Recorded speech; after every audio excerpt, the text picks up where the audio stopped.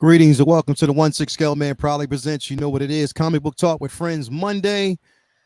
Welcome all. Glad to actually have you here. If you're actually tuning in, we took a hiatus last week. There's a few of us that were, away, a few of us that were, had things to do, time and time again. But, we do that. Plus, just like, you wait a week and then you just get information and it always works out, which we're going to talk about tonight. We're definitely going to talk about what's going on in the realm of Daredevil. We got a lot of news when it comes to that. We got some good news and not so much good news when it comes to it. So it's things to be talked about when it comes to that. We're also going to talk about artist writer himself and artist Alan Moore. And then we're going to talk about The Last of Us. Again, season finale. Got some feelings about it. We all do. I enjoyed it, but we'll talk about that in just a moment. But before we do, let me bring in the gang so we can actually have this conversation. How y'all doing, man? What's going on tonight? Greetings, salutations. What's going on, y'all? Yo. Oh man, so good. It's Monday, so it's Monday. A couple weeks away from me traveling to London. I'm so happy about that. Get the hell away from here for about a week, so I'm excited. That's awesome. Hell yeah, I can't wait, man. Was you playing a video game, bro? My bad. I'm about to get off right now. I'm about to get off right now. I'm done. I was waiting. You have such ADHD, you couldn't make it. I was waiting. Intro. You had to start a game during the. I was already on before we behind the scenes. I was already on. I'm off now. I'm about to get off right now. No, you ain't. I'm just sitting there watching. He did. Just fucking going to town on Miss Pac-Man over there. What's going on? I'm playing Mortal Kombat in the corner. In the corner. What you got, a pint? What you got a pint of, bro? Guinness. Oh, okay. Dark brown. There you go, man. Yes, sir. Big ass glass of I'm Guinness. good, man. You good, bro? That's it, man. Yes, sir. I can't complain, bro. I got this freaking headache, but I'm gonna get through it tonight. Get through it tonight with y'all boys, man. It's good to see y'all boys, man. Man, good to see you too, man. Good to see you too, brother. So glad to have you here. Next up, we got Booty Cheeks himself, butt naked. What's going on with you, brother? Not much, man. I'm just recovering. It's been a long. I was in DC filming for like 4 or 5 days, then had a wedding to go to and all the stuff. And I drank a lot in the last week, so that's awesome. I've been now in recovery mode. I did have probably the best chicken and waffles I've ever had in my life. That was phenomenal. Chicken waffle down in DC. Yep. Word. Oh yeah, they got a bunch of them down there, bro. Yeah, so that was nice. Like I said, drank my nuts off. Now I'm just in recovery mode and ready to talk some comics. That's always nice. Definitely, man. So glad to have you here as always. Hopefully you kind of recoup and stuff like that, because I know you got some cheeks to get. Next up, we got Vinny. What's going on with you, brother? How you doing, man? You good? Just enjoying this last bit of little winter solstice before the season ramps up, and I've had 2 addictions that I'm coming down from. I just finished catching all up completely on Snowfall. No pun intended. It was phenomenal, so I highly recommend it for anybody who's a fan of anything. If you like The Wire, you'll love Snowfall. And I've just finally beat Hogwarts Legacy. So they've been 2 of my winter distractions. So I'm glad I got them out of the way so I can focus on the season coming up and get back to some more art, more reading. Other than that, man, just chilling, ready to talk some comics. My wife is literally in the other room playing Hogwarts Legacy right now. It's so addictive. I beat it, and there's still like some side missions. I'm like at 89% on all the stuff to do. So I'm just going around doing the oddball stuff that I left go, and it's just insane how much there is to do. Like I don't want to hear anybody complaining about DLC for that game, because if you just do all the stuff that they already have, I think there is DLC coming though. It's been back and forth. Their first thing was the very first thing they said was no DLC. Like there won't be Quidditch and this and blah blah blah. And then I think now that it's been out for a while, that game has been crazy. Exactly. I don't know. I think that they might release DLC for it, but their initial stance was that they didn't have any plans to, which doesn't mean no. It's just that their initial thing was we don't have any plans at this time, which I love. My wife is like a massive Harry Potter fan, like fucking crazy, and she said that like when she first started playing it, it took a couple hours. She didn't like immediately get like, oh my god, I'm all in. Like it took a couple of hours, and it was because she had just before that played Horizon Forbidden West. And she just got from the jump. She was just, oh, this game is great. I love this. And she's not a big gamer and stuff, but that open world in Horizon just sucked her in so much that I think she was comparing the Potter game to that in the first couple of hours. But then once she got into it, man, she's been loving it. I mean, I feel like it's just I feel like I'm able to remove myself from being a fan of Harry Potter and just respect it as for just being an amazing game. But when you add in that Harry Potter like license to all the stuff that is in that game, it's really special. There's just everything is alive. Like everything has some interesting like attention to detail life to it that I can't explain. It's just really, really impressive. Talking about Potter in the game. Is Potter on the game at all? No, it takes place 100 like in like 1890s, like it's way before. Oh, it's before like him. Oh, it's way before. It's like back in the day, like late 1800s. Like a prequel joint. Okay, I might So it's like the legacy there, and because they're talking about now. Well, I mean, which we already knew. Zaslav and Warner Brothers is already talking about expanding on that world cinematically. Yeah, and the possibility that we can actually see it. This game solidified it, though. Yeah, that game just they were talking about doing it before, but this game has sold so much that they're convinced they're gonna make money. I think the Magical Beast movies there for that universe. Yeah, I think the Magical Beast movies made some money, but not enough to like make them feel like they can do whatever they want. But I think this showed that if it's kind of like Star Wars, if you do it right, people come out in droves. More. It's a popular game, bro. Beast thing is, I think they're just gonna let that go. They're not gonna. I was never much a fan of those movies. They're gonna do more movies, and I guarantee you there will be a Potterverse HBO Max TV series in the next 5 years. Now, I heard the book that was based, that it had Harry and them like when they were older. I heard that the book wasn't very good, but then again. It could be just people not, feeling like, oh, it's different than what it was because they're adults now, so it takes them out of it. But I feel like so many people something entirely original, entirely. They'll so many people. Rowling, and I feel like they might, do something else original, or just the fact that people get to see them on screen again. It won't really matter what it is they have them doing. People will go and at least check it out. Oh, they'll back up. So they're adults now in the books. Absolutely, they're all grown now. There was one, I think she wrote one book like 5 years ago or something where they all were like adults and it was a new story. Oh, that was like somebody else did it though. It wasn't J.K. Rowling. It wasn't her? I don't think so. That might be the case and it might be hitting then. Okay.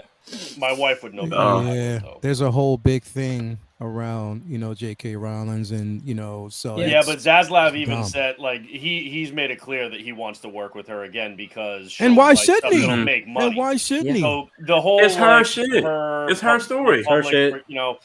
It's her shit. And honestly, it's her. It's really hard. It's really hard for anyone to like pinpoint anything that's just not just anything more than an opinion that I don't know. It's nothing that's anywhere near egregious enough for them to completely wash their hands. You can like or dislike anything she said. The bottom line, she hasn't broken laws. And she hasn't broken laws. She hasn't really. Ezra did. Yeah. So like, as long as she doesn't cross that line, they'll work with her. And they'll make money with her. And Chris Rock said it best, man. Proves that people still want more of it, and the majority of the fans of that, will say, might not even be able to pick J.K. Rowling out of a lineup. They just know they like the book.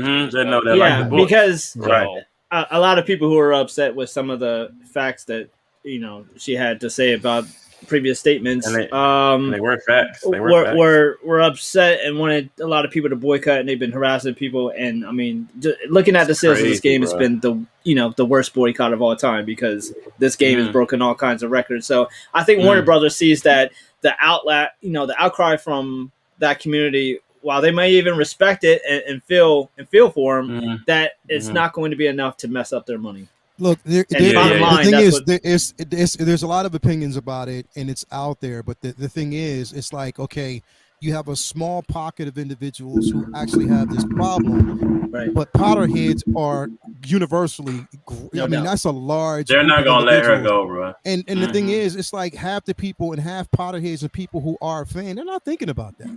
They're thinking about the content. They're thinking about how creative, the content is, and they want more. I mean, Zazlab's looking at the simple fact that, if you're putting dollars in pockets, that's what it's all about. You know what I mean? And part of the job of executives and the suits, right, is to not think the way that we think sometimes, because even us, like, we'll sometimes have a problem with some comic book property that we're in a bubble about. Like, we might have a problem with the height of Wolverine or the powers of Phoenix Force, and to us that's like a big deal. But on a grand scheme of things, most people who are going to these movies don't know or don't give a shit. Don't even care. And they're thinking outside that bubble. Like, there's people who there's that are thinking outside of that bubble, and they're not worried about, if you're not on a certain few pages on the internet, you don't even know that there's any kind of beef with her. Same thing with Ezra. It's not like a mainstream thing where a lot of people know. No. Shit. I mean, so there's a different thought process to what they need to do about that going forward. And clearly they've taken everything into consideration and felt like it's well beyond worth the risk to just, roll on with that, blank check that is the Harry Potter verse if they bring those actors back. Definitely. I mean, look, I'm gonna tell you like this. Number one, bro. Hey, I may not be a fan of, some of the things and that Kanye has said, but I'm still bumping College Dropout. I'm still bumping, you know what I mean? Graduation. You know what I mean? I'm still bumping Twisted Dark Fantasy. I'm still bumping those because it's dope. You know what? And it's exactly the same. There's a lot of people who ain't online 24/7 seeing random. You know how many people buy his albums who never heard of Drink Champs, let alone what he said on there? Yeah. That's what I'm saying. So look, I'm not saying my stance is there, but look, if the product is dope, if it's good, then I'll support the art form. You know what I mean? Doubt. The art That's form, something like, correct. Again, bro, like I said, it's just too vocal right now. It's too loud. Also, anyway. if just one last thing on it, if you have to if you have to vet the creators of things in this world that you like, you won't be able to enjoy shit. Exactly. From any, there's no media, there's no movie, there's no show. Virtually everything has somebody who was involved who has some shit to say or did. Some bullshit. Correct. Yes, and some bullshit. So good luck keeping a clear conscience of never consuming any consumerism. Everything. Everybody's got some dirt somewhere. Chris Rock said it best. This era is soft.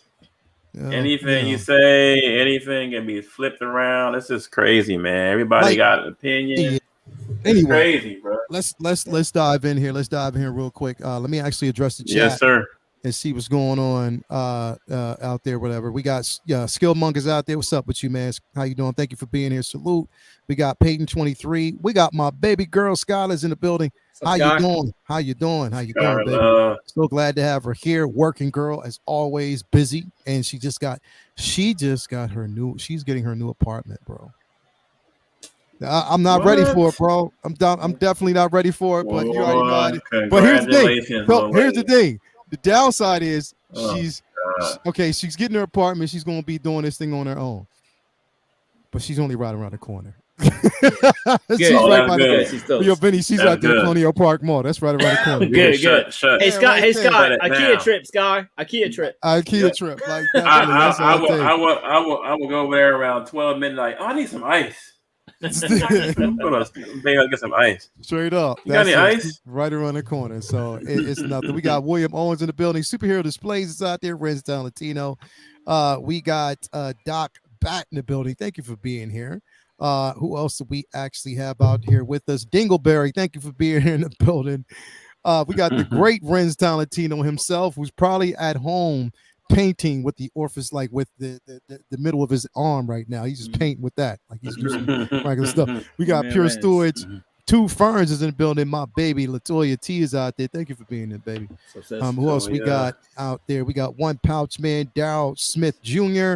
OG fan with Star Wars, with just Star Wars. We got Collector Entity in the building.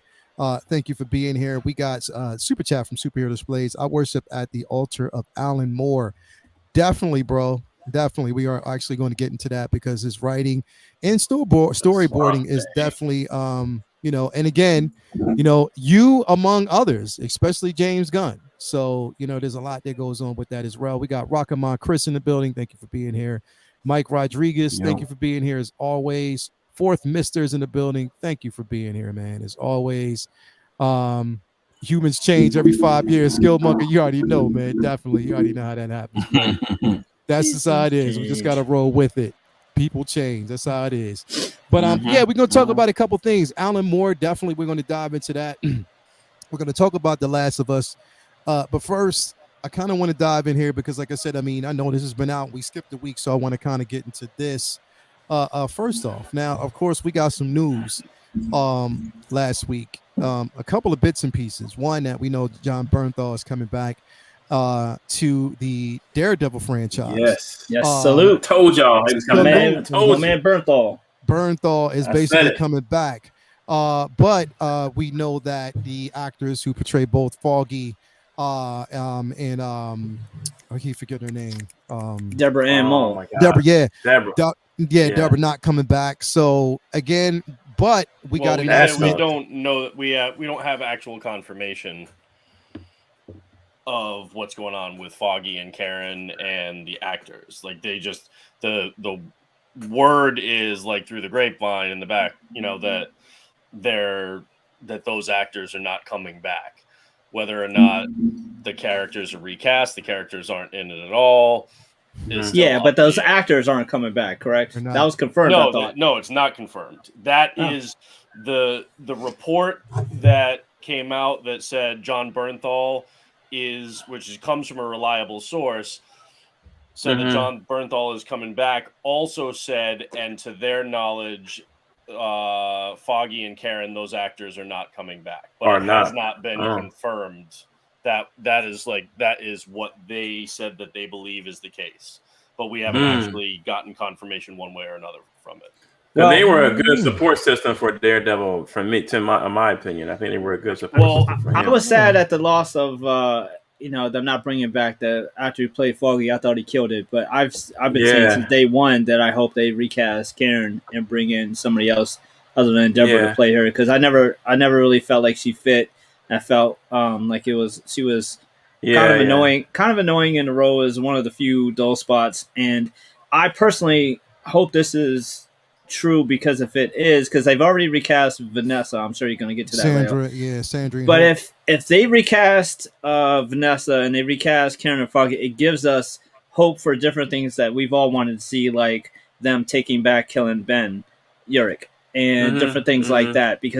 And that also, I feel they could bring back Ben Urich, because they could bring him back because he's important to Spider-Man too. So I feel like this is supposed to be kind of like a same but different universe. Like it's a lot of the same actors, but it's not quite the Daredevil from the Netflix shows, not quite the Kingpin from the Netflix shows, and we've seen that with the increased power scaling of Daredevil and Kingpin. And I hope switching up a few actors here and there kind of helps people remove what they already have made up in their mind of what the show is, to kind of help people process what it is going forward. So I think that would be a smart move to it, to replace Karen. And if Foggy too, so be it. But hopefully they bring back Elektra, though. I don't think they're going to do that, though. You think they're going to tone down Punisher, though? I hope not, bro. Well, I can't imagine that they don't. When it comes to I actually liked Deborah Ann Moll as Karen. So she just kept crying, bro. I didn't have an issue with her. She kept crying. That's all she did. Crying. I liked her in the role, so I was fine with her as Karen. But if they haven't really said if those actors aren't going to be back, or if those characters aren't going to be in it. Oh shit! And I hope it's kind of a mix of the two. To be honest, if the actors aren't going to be back, part of that kind of sucks, because I did really like the guy who played Foggy. He killed it. He was Foggy. He was perfect. But I can understand not having Karen in the show at all. Because if you're going to if you're gonna have Elektra in there, which I think is all but guaranteed that you're gonna have Elektra in there, and then if he's going to be in the Echo show, and then there's the potential for Echo to be in the Daredevil show as well, they've got a romantic link. If he's got 3 different people in there that he's got those relationships with, and She-Hulk, it's too much. Well, but that's the other thing. Stop reminding me of that bullshit. But regardless of what we think about the She-Hulk show, the fact that he hooked up with her means that he is not with Karen at the time of that, in the MCU.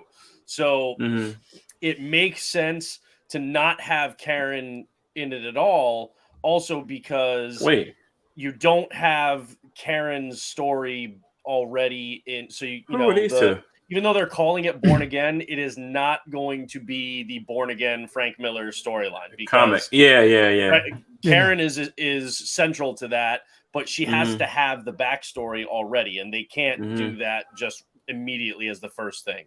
So I understand Karen not being there at all. Foggy has to be there. He is a critical character for Daredevil. That also don't get tripped up on the titles. You know damn well they just like using titles that don't have nothing. Well, like I said, it's not going to be to pull you in. Born Again. Yeah. It's just it's just Daredevil Born Again for the MCU. It's not look how Civil War turned out. Because that's one of the reasons they like making sure that they switch up the titles sometimes, because it's like you bottom line is you can't go straight. Well, 2 things. One, they adapted certain elements of Born Again for the 3rd season of the Netflix show. So Kevin Feige doesn't just want to retread the same ground. And the second thing is that you can't do the full Born Again storyline without Karen's backstory, but having her descent too, having her downfall to the point where she's willing to then sell Daredevil's secret identity, right? Because of her drug addiction.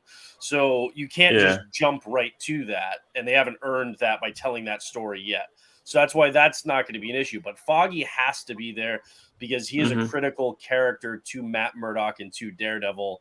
And so take Karen out, fine, but you have to have Foggy in there, which means they're not going to bring back that actor, then they have to recast.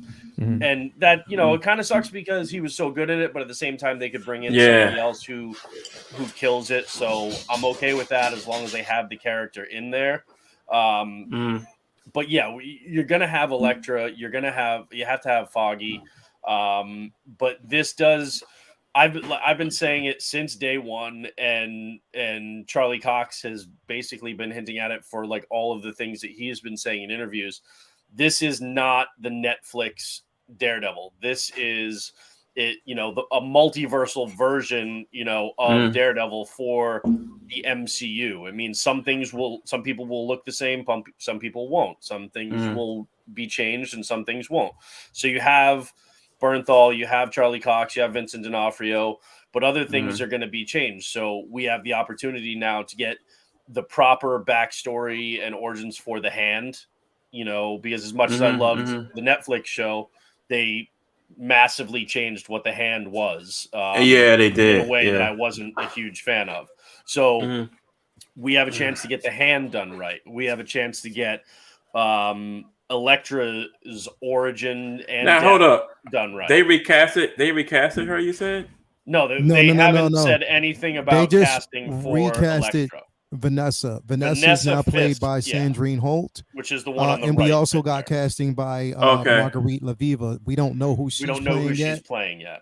Which a lot of people are predicting that it could be Typhoid Mary, but I don't think it will be. But that's another character that we need to get done properly because they completely changed Typhoid Mary for the Iron Fist season 2. For the most, for right now, the people that we actually have, of course, Charlie Cox, John Bernthal, Sandrine Holt, and Vincent D'Onofrio, along with Marguerite. So again, it's not to say that they can't add new names, because they're going to add new names, but so far the rumor, which is a strong rumor, it's strong leading that the possibility of us seeing those characters return as Foggy and Karen is leaning towards the simple fact they that they start may filming not. this month. So, or did they mention Elektra we're though? going to get Like news on others. No, they didn't mention Elektra at all yet.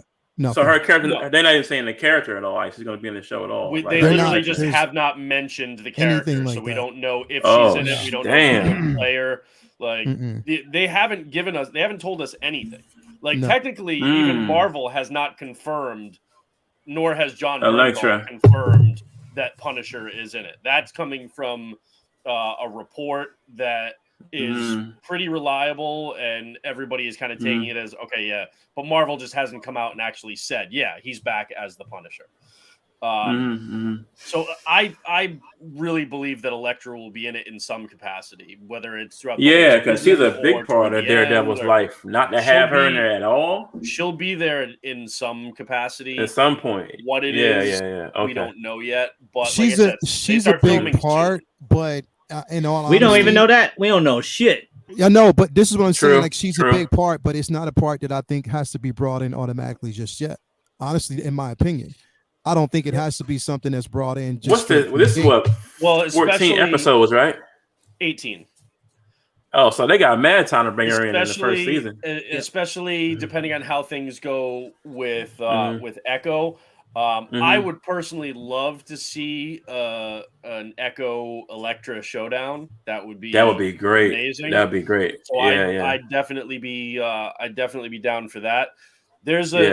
So there's a lot that they've been talking about, rumors of things that they're going to use to adapt for this season, and a couple of the key things relate to Vanessa, who's been recast with Sandrine Holt, which I loved the actress who played Vanessa in the Netflix show.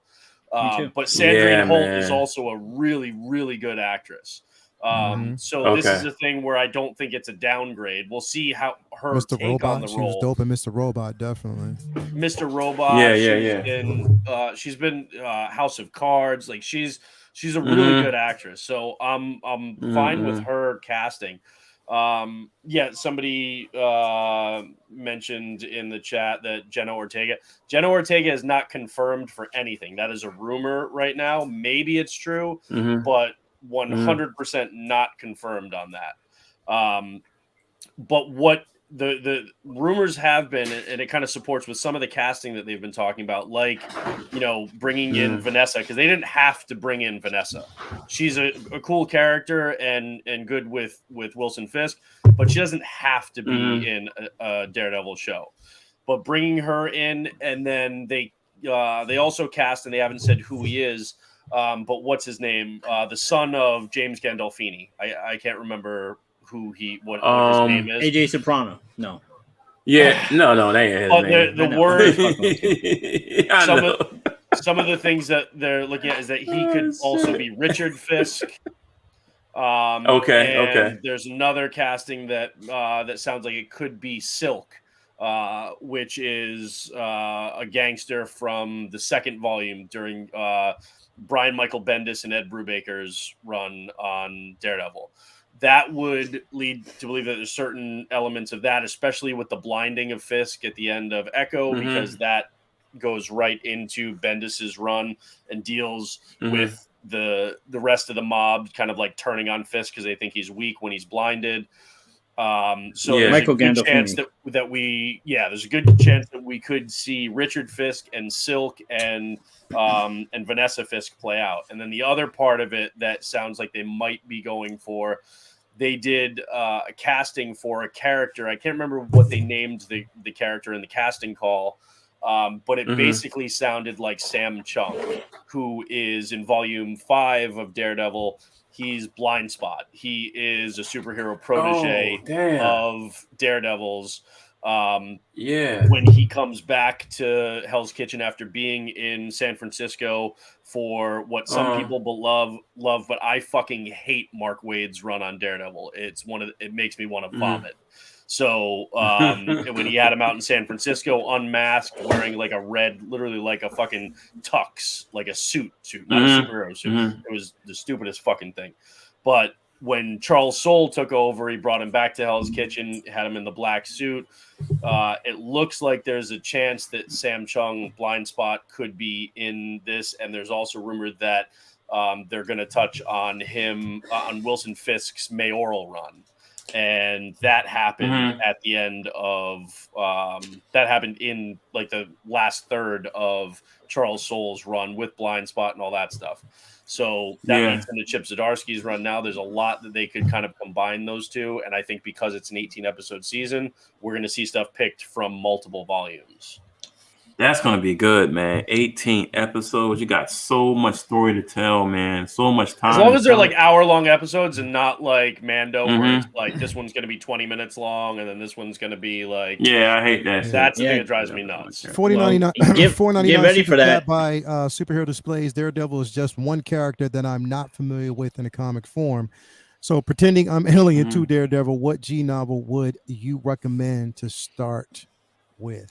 You could do he asked the right man one right that Frank Miller and John Romita Jr. did in the back in the 90s. It's just called Man Without Fear, which is basically kind of like a reimagining of. So they kind of changed some things, but it's like a reimagining that tells the essence of who he is as a character. So that one's really good, and that's 5 issues, I believe. So you could do that, or good starting points. You could do Charles Soule's. Do Guardian Devil that starts with Kevin Smith's run. That was the volume 2, started in '98, which was like the Marvel Knights era. So if you do that, that leads right into Brian Michael Bendis's run and then into Ed Brubaker's. That's my favorite. I think that's the best one, and you'll get the best sense of who the character is. Who the character is today. Obviously, you can do like the Frank Miller era, like Born Again and all that stuff. But to get the real essence of what I think the character is and what it's going to be in this show, I would go with like volume 2, Kevin Smith, Brian Michael Bendis, and then Ed Brubaker after that. Okay. Definitely, you got some good choices there. So I hope that answers your question, Superhero Displays. So my biggest thing is like with this again. We're talking about this series first.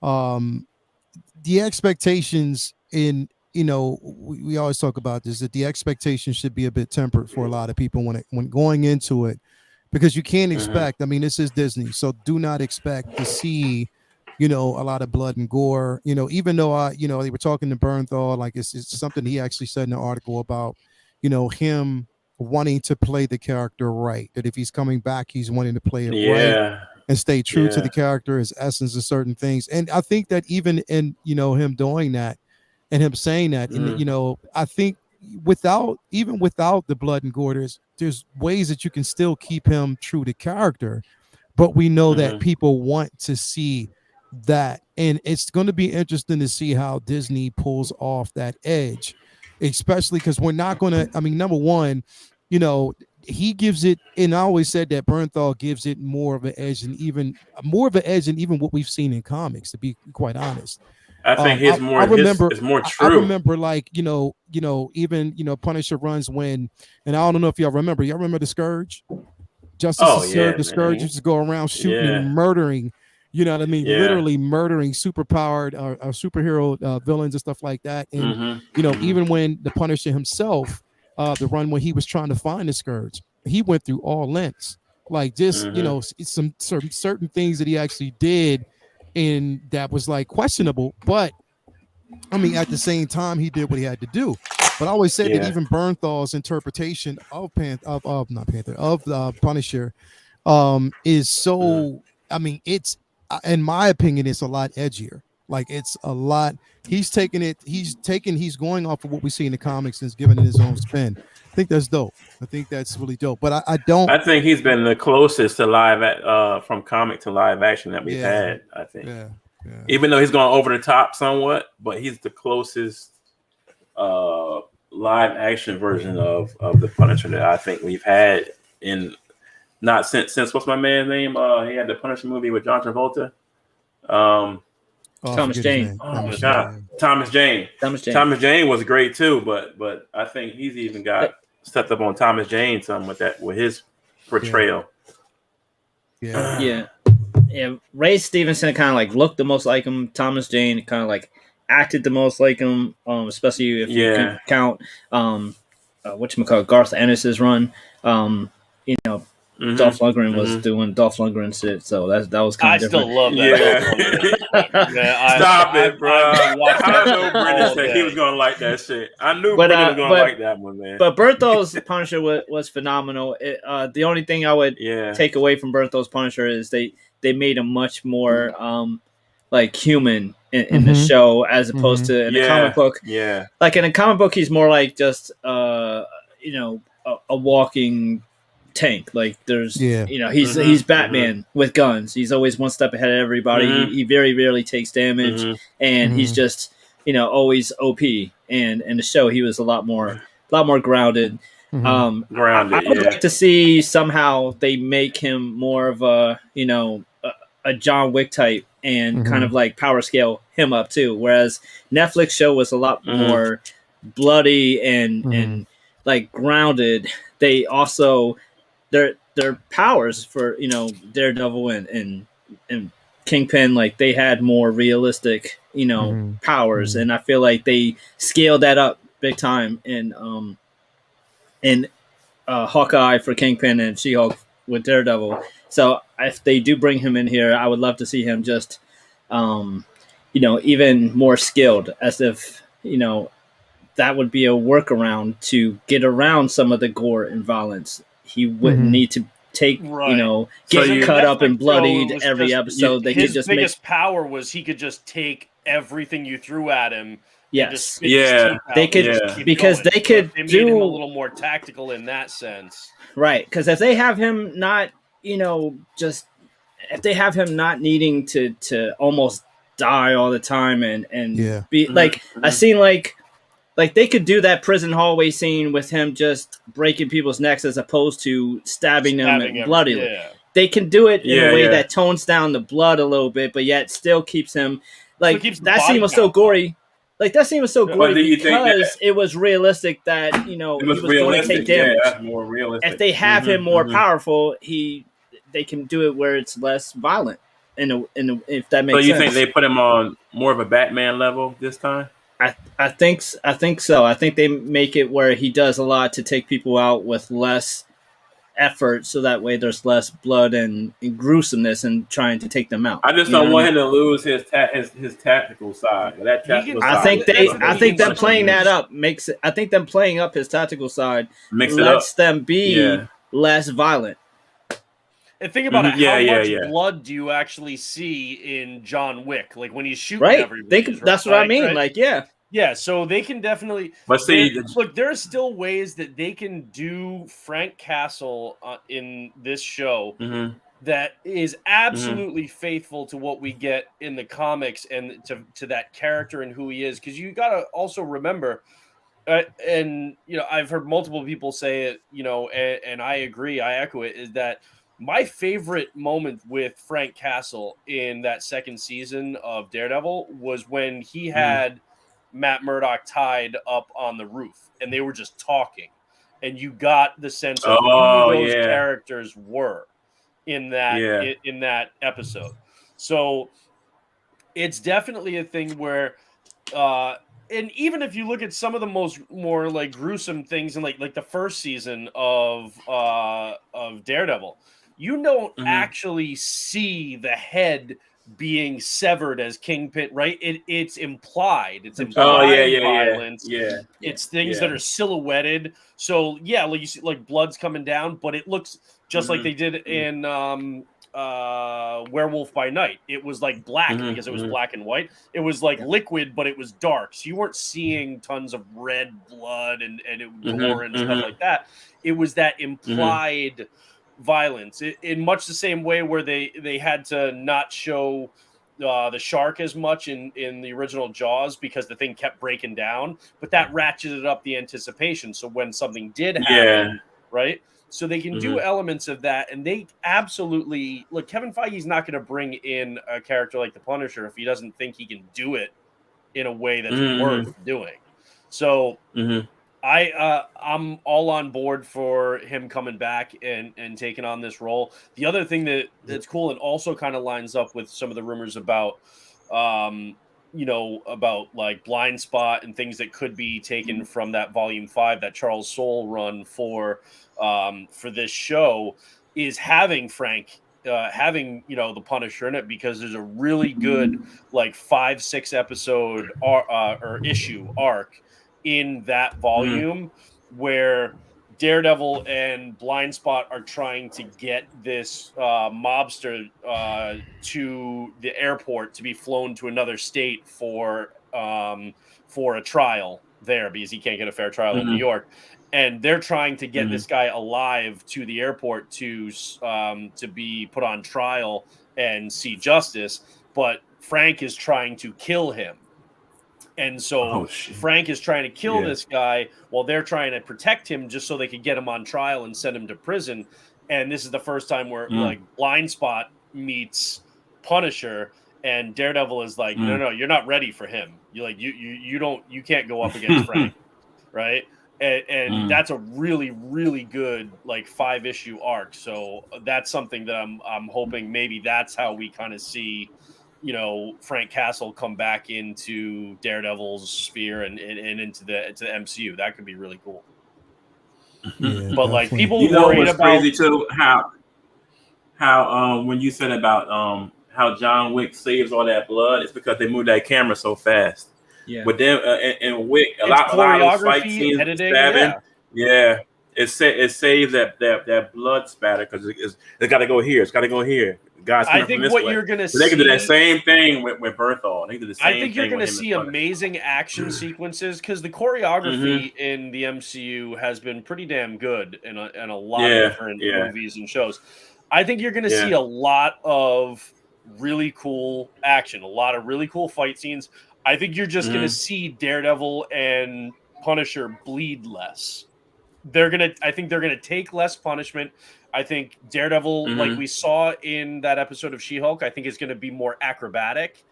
We're gonna see more of that. They'll take their licks, but they're not going to be like spitting out blood and teeth and stuff like that. And that's that's cool to like see on, but it's not like that doesn't make or break a show. All right, Daredevil wasn't a good show, and Punisher wasn't a good show because of the amount of blood. It was because of the story they told. It was the action and the story. Yeah. Did you think that we'll get a couple Daredevil suits from the yellow and red? Like it'll change a little bit. Like it's possible. I don't. But that's one thing that I liked how they brought Melvin Potter, aka like Gladiator, in and like had him design the suit and stuff for him. But they just had this other dude in She-Hulk design, this like designer guy, make the suit. So I don't know if they're even going to address that. I don't know if he's just going to be in a different suit and they're not even going to, but if they don't, it would be cool for them to then just do the Gladiator character. Because like I said, you got wasn't She-Hulk in San Francisco or something? What city was She-Hulk? Yeah, it's San Francisco. Yeah, so they could just make it where that's the California guy. That's my West Coast Taylor. Yeah. You got West Coast Avengers, got to have West Coast Taylors. I mean, realistically, every single Marvel property, when a character comes back, they always have a slightly different suit because they want to be able to sell new toys and stuff like that. Sell new toys. That's what I think about Sideshow. Because Sideshow can take advantage of 18 episodes. So they're gonna have new. It's gonna be a new suit in some way. It's gonna be different from what was on Netflix, and it's gonna be different from the She-Hulk one. And that goes for, I think he's going to have a different suit on Echo if he's in a suit or if it's not just Matt Murdock. And then he's going to have a different suit in the Daredevil show as well. So they'll have multiple that they can sell. I would love to see the black suit Not the Shadowlands one. I would love to see from Charles Soule's run. Oh, why? Why not the Shadowlands one? That's dope. Because the black suit done with in Charles Soule's with run the red was way better. It was black with red, but then he had red hand wraps that were like Muay Thai wraps. Oh yeah. Okay. Wraps. Yeah. It was a black suit with the red accents, but it was a better design. So I'd rather see that version of it. But yeah, I mean, there's a lot that they can do, but I mean, everything that I've been hearing, again, not a lot of it has been confirmed, but everything that I've been hearing has been exciting about it. It's like, I'm on board with them doing that, doing this, Ultimately, we'll see what the execution is. And again, I'm hoping that the 18 episodes doesn't really turn out to be, well, that's like 10 episodes because they're so short. So who knows? Right. But look, there is no bigger Daredevil fan than me. And I understand it's not going to be the Netflix show, but I think that's a good thing because I think we're going to get stuff that the Netflix show is so grounded that I think we're going to get stuff that we never would have been able to get in that show that is really, really cool.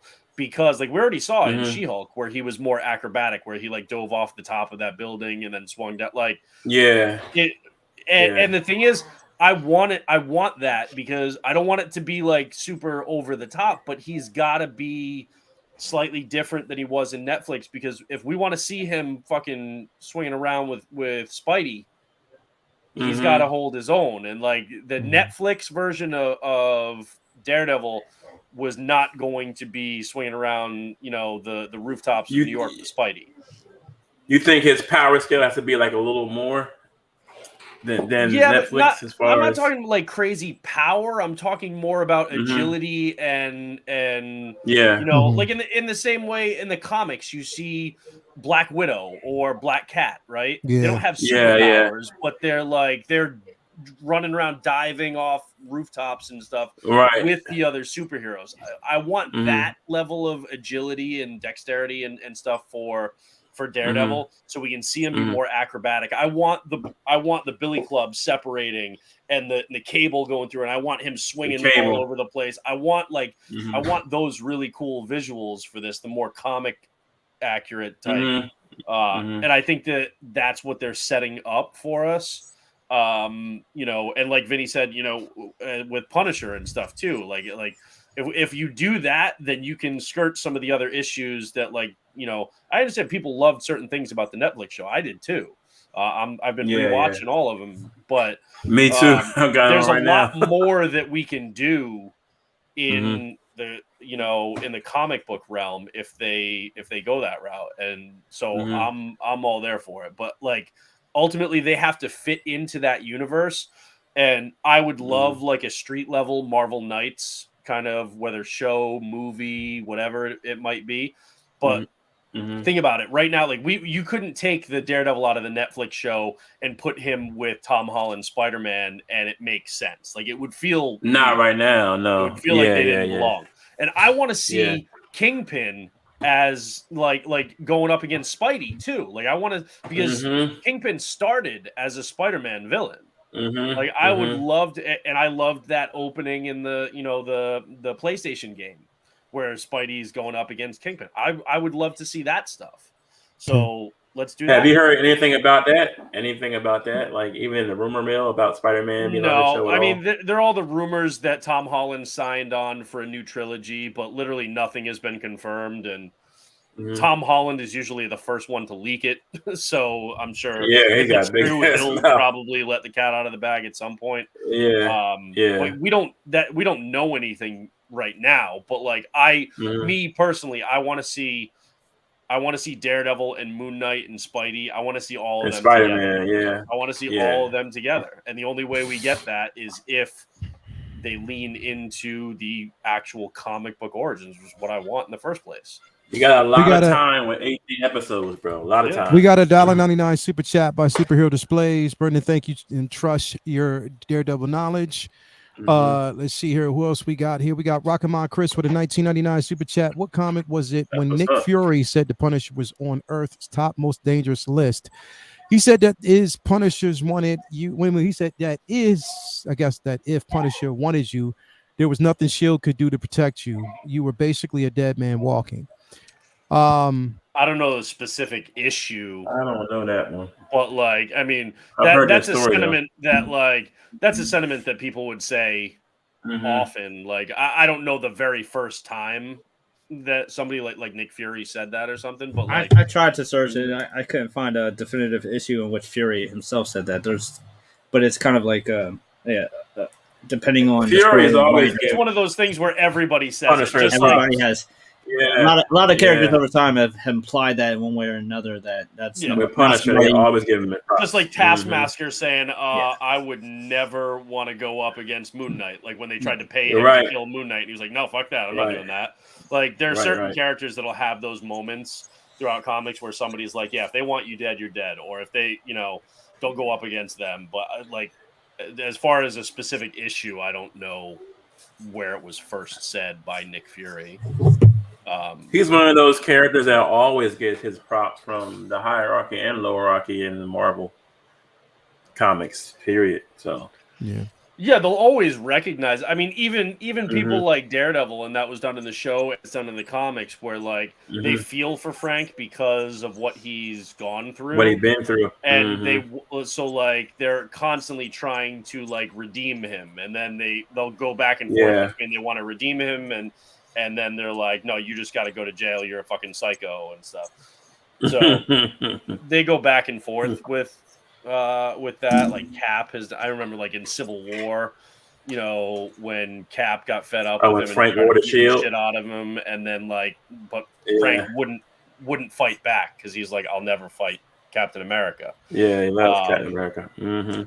So I like seeing those kind of like those insights into different characters and their relationships, though, and how they think and feel about others. Like I like seeing those moments between Cap and Cyclops where they have as like team leaders and as just as OGs in the Marvel universe, like they have those moments where they respect one another.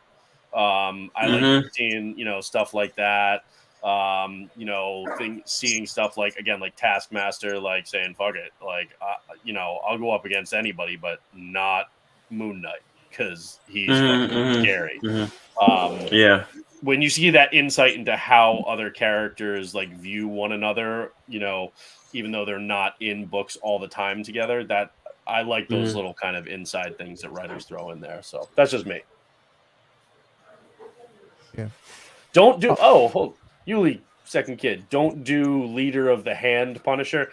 Okay, well, it wouldn't make sense in the MCU for them to do that, but the run that they're doing right now on Punisher, where he's with the hand, is fucking phenomenal. Jason, I love it. I love it. That. Yep. So I love it. If you're not reading that, then you're doing yourself a disservice, man, because it is a really good fucking run. Yeah, I love that run. People just don't know what it's about, and they think, oh, they changed the symbol because of political. No, they didn't. It's a very specific story reason. Yep. It's not going to be forever. It's for a specific story, and it is damn good. And Frank is still a beast in that movie with the ninja swords. His body count in that book is fucking crazy. From the first book on, like Frank is nonstop in that book, man. It's very creative with how he's killing people, and guns are involved too. It's not like they took guns out, but they're like that book is real. And to what Vinny was saying earlier too about like John Bernthal's and other representations of the character, most of the versions that we've seen of the Punisher on TV and film have been like, Frank was a really good family man and stuff, and then this happened, and then he goes over to, just goes nuts and starts killing people. In the books, and specifically as they flesh it out in this run, they show that like he was already like having difficulty. He was already troubled. He had trouble coming home from the war and then just being with his kids and his wife, and they were going to like counseling and stuff. And like there was stuff about his re-entry into the world and him struggling to actually be a dad and be a father because of what that kind of core of like the Punisher that was already inside of him before they were killed. And it adds layers to that character and stuff that we haven't ever gotten on screen. The real like depth and complexity of the Frank Castle character. So that's also something that you're getting in this current run that we haven't seen on screen before. That's I really, like that really they show that though, man. Him dealing with his PTSD of being home and trying to adapt to family life. That's hard, man. Coming home from, especially from rocking and rolling in the desert or wherever you got it, maybe having to go. Like it's hard to adapt to just being a regular man or a regular woman coming home, from being in combat. So to see that part, to see them do that, I love that they actually went there and showed his humanity. You know what I'm saying? Dealing in with similar that kind of ways trauma, that like in the Punisher show when they had like the kind of support group at for the veterans and stuff that were like they did that too, but this one is specific to like Frank's character. And it's just it's an element that we haven't gotten on camera. There's a lot at all. There's a lot that they can do with Frank Castle in this, MCU. That again, I think people are just kind of have a blind spot for it because they're harping on it's not going to be the Netflix version and they're going to nerf him and stuff. It's give it a chance. We'll see what version they give us, but like there's more to the Punisher beyond just blood and guts. You know what? I was like that too. Superhero displays that same question for Punisher and Moon Knight. I'm about to bring it up now. I have an answer for Punisher. Yeah, if you want a good jumping on point for Punisher, check out Welcome Back, Frank. That's loosely they used a little bit of it for the Thomas Jane film, but it's one of my all-time favorite Punisher stories. That's written by Garth Ennis, drawn by Steve Dillon, with covers by Tim Bradstreet. They got it on Amazon. You can get like a hardcover version cheaper than a paperback for like 20-some bucks. It's super, super fun read. It's like it's like a great jumping on point if you are not even really a big comic book fan, because Steve Dillon is one of the best artists I've ever seen. One of my favorites, in my top 5. Rest in peace to him. He died a few years ago, right before the Preacher Show came out. And his art on there is so clean and crisp, and it just flows so beautifully. And Ennis is like dark comedy throughout it. It just is such an easy read. Like when I first got the books, like they were can't put down type books. So check out Welcome Back, Frank for Punisher. And did that lead into? I can't remember because, like I said, I mean my history on Punisher is not really as tight. But didn't Welcome Back, Frank kind of lead into like Blood and Bone or something like that? I think so. I can't remember what the next volume was. I think Blood and Bone was a little bit after that, though. It was a little after that. Yeah, Blood and Bone was a little bit after that. Yeah, there was a few books in between that, and then Blood and Bone came in. It was like because Blood and Bone was a dope ass. When you've been reading trying to get Steve Dillon as one one of the order of artists, because I think that his stuff, his Punisher stuff. Like, so check out, this is the cover. You want that? That's him. Like, and that's also a reason why Ray Stevenson was so perfect as Punisher too, because he looked exactly like used that as like concept art for the Tim Bradstreet cover was he looked just like him. Just like the Tim Bradstreet art, and that was also cool too, because Steve Dillon was a phenomenal artist, and they took the and that's the old Garth Ennis and Steve Dillon trick, because with the Preacher books they had Glenn Fabry do the painted covers, and with the Punisher books they had Tim Bradstreet do all the covers for those books as well. And like one of the best reads you'll ever read. Even if you're not a particularly a big Punisher fan, if you just love comic books in general, it's one of my favorite reads. The art is phenomenal. It's funny, it's violent, it's just crazy. It's like Cocaine Bear in a comic. Like it's amazing. Yeah. It definitely did have when they dropped dope undertones, bro. Like it had a lot of what I loved about it was because I think that was one of the books that like literally like we were so used to seeing, because as a matter of fact I have the book, but we were so used to basically seeing Frank that cover, bro. Yeah, but everywhere. but we also seen a bit like more of his humanity side Yeah. in that, because like I said, even like certain convictions, and it's always like those points where he goes in that stage of conviction but then snaps right out of it like, oh nah, fuck that, you know what I mean? Like it was just, you can't get better than the Punisher Max runs by Garth Ennis and then the Punisher Max run by Jason Aaron. Like those are all so good. They also actually all of those should be getting reprinted in omnibus format next year. But those runs, yeah, like Vinny said, that like that's a great jumping on. Like, look at that, man. But that's the spirit. Freaking awesome. Yeah, bro. dude. Like, I mean, it was just phenomenal. There are things that are really, really good. So it's definitely worth checking those out. For Moon Knight, my personal favorite. I mean, you can go back to the Herald of the Bronze Age stuff, and even from like Werewolf by Night and all that. The early. I have Moon Knight #1 from 1980. You can go with those, but my personal favorite would be the David Finch, Charlie Houston run, starting in 2006. With Moon Knight #1 when they started again in 2006. I think that's volume 3. So I would personally recommend that. I think it's a great starting off point, and that leads right into, because Moon Knight had been done for a while. They didn't have an ongoing Moon Knight book for a while, and then they went they restarted that, and that led right into Civil War. And so the whole kind of crazy thing where like Moon Knight like basically tricks them into giving him a registration card, and then later on, like Tony Stark is, how the fuck did he get registered as a fucking superhero? Like, why would we give one to this guy? So it goes into that, and then that leads into others. So there's like you've got him in Shadowland with Daredevil and stuff. So that's a really good run, as well as the current Moon Knight that started with the new #1 in 2021. This current one is phenomenal. It's actually one of the things that later on I'll give as like a recommendation. But like the art in this new Moon Knight is so damn good that I'm just like blown away with it like every issue. So like this is issue 21 that just came out. The art in these books right now for this current Moon Knight run is fucking beautiful. Yeah, 2006 or 2021, those would be my recommendations for like jumping into Moon Knight.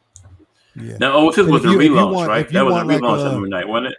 It was a relaunch of like the series, like starting at #1, but it didn't start the character over. It just picked up after, because now he's like a broken man trying to get back to being Moon Knight and dealing with Khonshu and his history and stuff. That's one of the very interesting things with Moon Knight. We start his book at #1 very often. Very rarely do they restart his story at #1. So usually it's just a renumbering and just in the right in the middle of the mix. Yeah. And that's why with Moon Knight, my thing is like, even right now, bro, like I'd rather them, because I know a lot of people are talking about, definitely like if they, when we're going to get announcements for season 2. And I don't think right now, honestly, me personally, I don't want them to rush it, because I want them to get it right.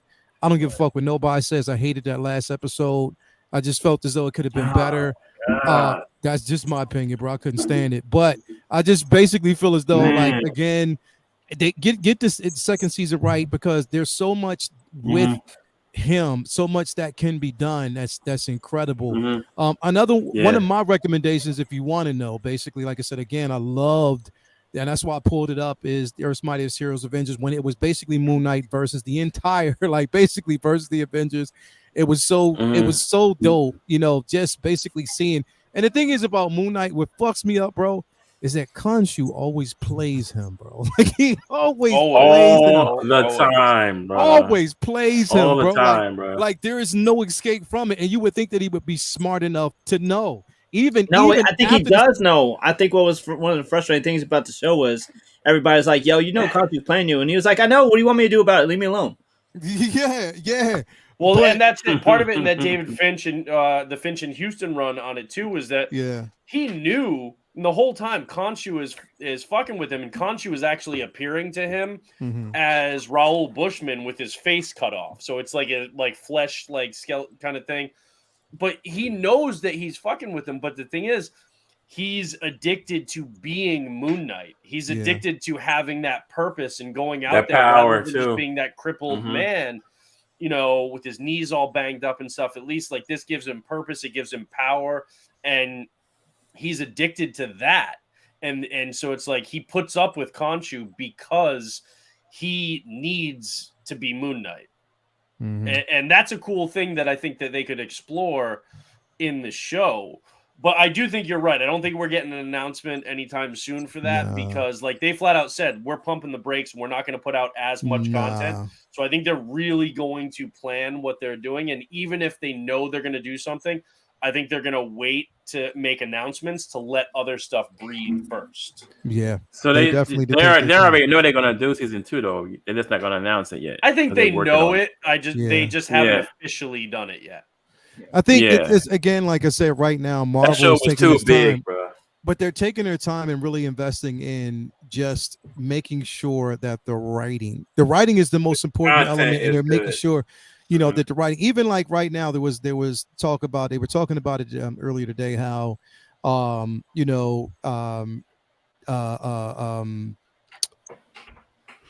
is it?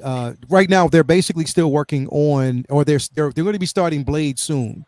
But Mahershala Ali still isn't happy with the script. Bro. Yeah, he's not happy with the script. Yeah. He's like, he needs certain things to be retooled. They've been saying that for the last couple of weeks. He's not particularly still happy about he still has, because he has a lot to say with the actual script. So he's still retooling some things, but it is still, in the works. It's still going full-fledged. And I think that a lot of people should step up and be more conscious about writing, rather than just saying, okay, I'm just going to portray a role. If the script is not good, say if the script something, is not good, bro, don't do it. If the script is not good, make sure that you that is cemented first before you push it. And I think that Marvel needs to focus on that. Superhero Displays with the $1.99 super chat. Y'all view of why so many saying all comics are dead. Well, the thing is, that's subjective. All things subjective, and everybody says that. They say it every year. Every year. Depends on who's saying it. Now, I mean, it's no secret comic book sales are down, but in the 80s, there was only so many different things for people to do and people to spend their money on. Now there's literally an infinite amount of distractions in the world. Between video games is so much more popular than when comics was in their boom. The same with internet and movies and millions of hobbies that there's now recreationally budgets are so much more split apart than they used to be. So it's I don't think they're dead, man. Same as the boom was back in the day, but I don't at all think that it's dead. It's just obviously struggling to be what it was. Yeah. The good thing though is both companies have parent companies that aren't going to, knock on wood, aren't going to let the medium die, because it fuels the things that are making them money, which is these billion-dollar films. Right. And they know, as well as we know, that there's they run out of stories to tell in print, then they got to put the suits in in a room, and there's only and we know what happens when they write their own comic book stories from scratch. They don't do so well. So they're going to keep the medium going. It fuels their industry. The mom and pop stores will survive, bro. Yeah, they're going to survive. Who are, and this happens all the time. And this is nothing new. But the people who are saying comic books are dead and this and that, typically that is coming from. And if you go to cons, you'll see these people all the time. A lot of times they're comic book dealers, and they make their living doing this. But people are all modern comic books suck and everything is great, in the Silver Age and bronze, and there's no more good writing in comics. And I've met dealers that have said that. I'm like, when was the last time what was the last comic you read? What exactly? Year? They haven't read comics since the late 80s or early 90s. I'm like, there's plenty of great writing in comics. You just have some kind of OG guys that just don't want to, But they don't want to give it up, and they won't acknowledge that there's great stuff being. For one, this is the single greatest era in indie comics ever. The amount of indie comics that are out there from Scout, from Boom Studios, from Dark Horse, from all these creator-owned books right now, that you've never been able to just go into a shop and find more amazing indie creator-owned comics than ever. So this is a great time for that. Also, like, there's a lot of stuff that, I know, like, people say that, comic sales and readership are down. Comic sales have actually never been higher. The dollar amount that comic books are generating right now, the industry has never been bigger. As far as the secondary market, people like collectibles, CGC slabs, and old books rather than like buying like new books at a shop, right? Prices have gone down a little bit right there in the last 6 months because of the economy. So people aren't buying as much or spend. So that's why, but that's actually been a good, like, I just, I picked up a bunch of books that I probably would have had to spend 50-60% more on if I bought them like 6 to 10 months ago. But because it's a buyer's market right now, because people are just trying to sell, I've been able to get really good deals. So people saying that like the comic book market is dead and stuff, it's not. It's just been in flux lately because of the economy on that side. But as far as like new like books that you can go to the shop and pick up, man, there's tons of great stuff that's coming out every week. And people are buying it and people are reading it. Yeah, there are more formats that people have as an option now, right? Like you can read digitally, but that money is that's still money going into. Yeah, they still get that money. Right. Yeah, they're still getting paid. They're still getting that. And if anything, they're making more on that because they don't have the printing costs. Yeah, it's like if you got 1 million people streaming the film instead of going to the theater, they're still getting money. Yeah, exactly. So that's the thing, and then but a lot of people like to read trade paperbacks, like to wait and read like 5-6 issues at a time. And I read my single issues, but I love omnibus formats because I like to read the single issues as they come out, but then like I like to be able to go grab a book off my shelf and be like, I'm going to read 20 Moon Knight issues right now. And I don't have to go into my short or long boxes and one by one pick out each issue and, and hunt for stuff. I can just be like, you know what? I'm going to read House of M, and I got the Omni right there. So I can read that. I can read the main story and all the tie-ins in one place. And I don't have to go digging through and find all of them in my collection. So you have hardcovers, trade paperbacks, omnis, absolutes. You have all of these other formats that you can read stuff in. But at the end of the day, if you don't have those single issues, if you don't have those floppies every month, you don't have anything to put into those collected editions and stuff. So everything is still there. It's all still available and it's all still being printed. You just have to. Yeah, that photo, he sent it to me too. That's Rockman Chris wants to share this. Leo, I didn't make this, but you have a fan of things that you're not a fan of. No feet. Yeah, that's hilarious, bro. Yeah, somebody knows you very well. No feet.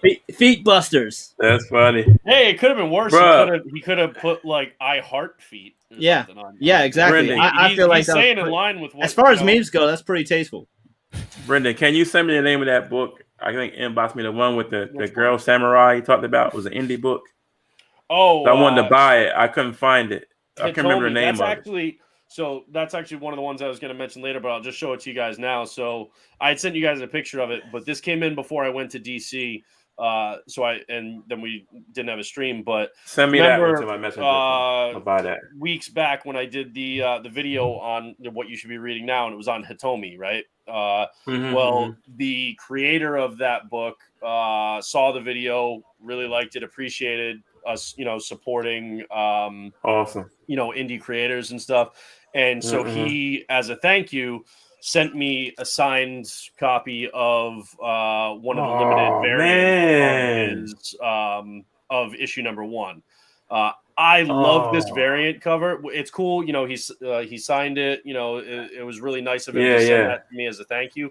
But it was That's also awesome. I love this because tell me that's not Shonuff from Last Dragon. From Last Dragon. Looks just like him. That looks like Shonuff right there. That's awesome. I love it. It does. It does. Afro Samurai on steroids. It's a great book, but it's also a really good. This is a really good example of the positivity in the comic community when you look for it rather than getting caught up in all the bullshit. Bro, right? you want Shonuff so bad, bro. You want something to Shonuff for, bro. Dude, if it wasn't somebody gonna see this video. Hot toys, let's go. Give me a Shonuff. Tell me that Shonuff hot toy. It does. Tell me that it does, bro.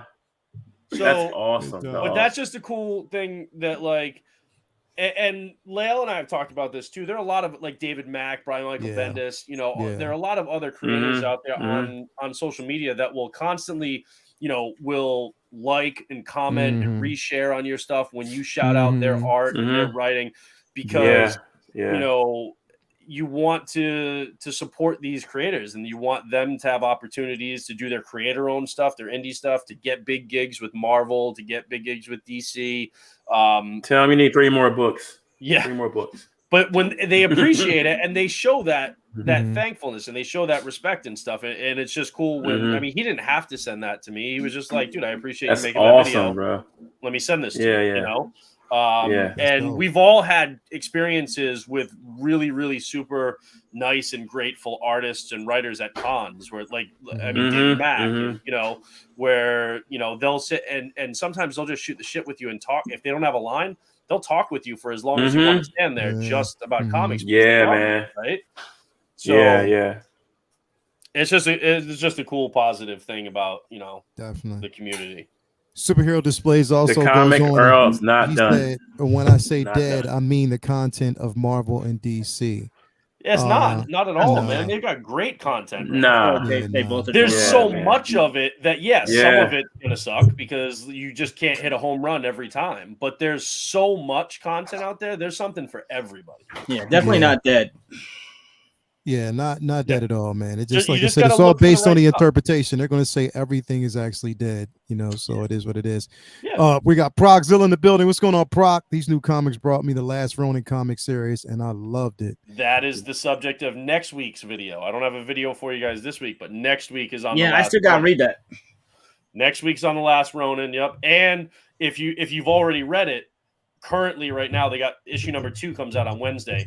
There's the last Ronin, the Lost Years, which then basically kind of fills in the gaps of like pre the last Ronin and kind of tells leading up to that. So if you've already read the last Ronin, check that out. Issue 2 drops on Wednesday, so that's a good read as well. There you go.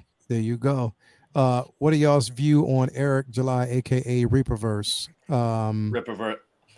I can't stand the guy, and I think my personal opinion, I think he has his head up his ass. But that's just me.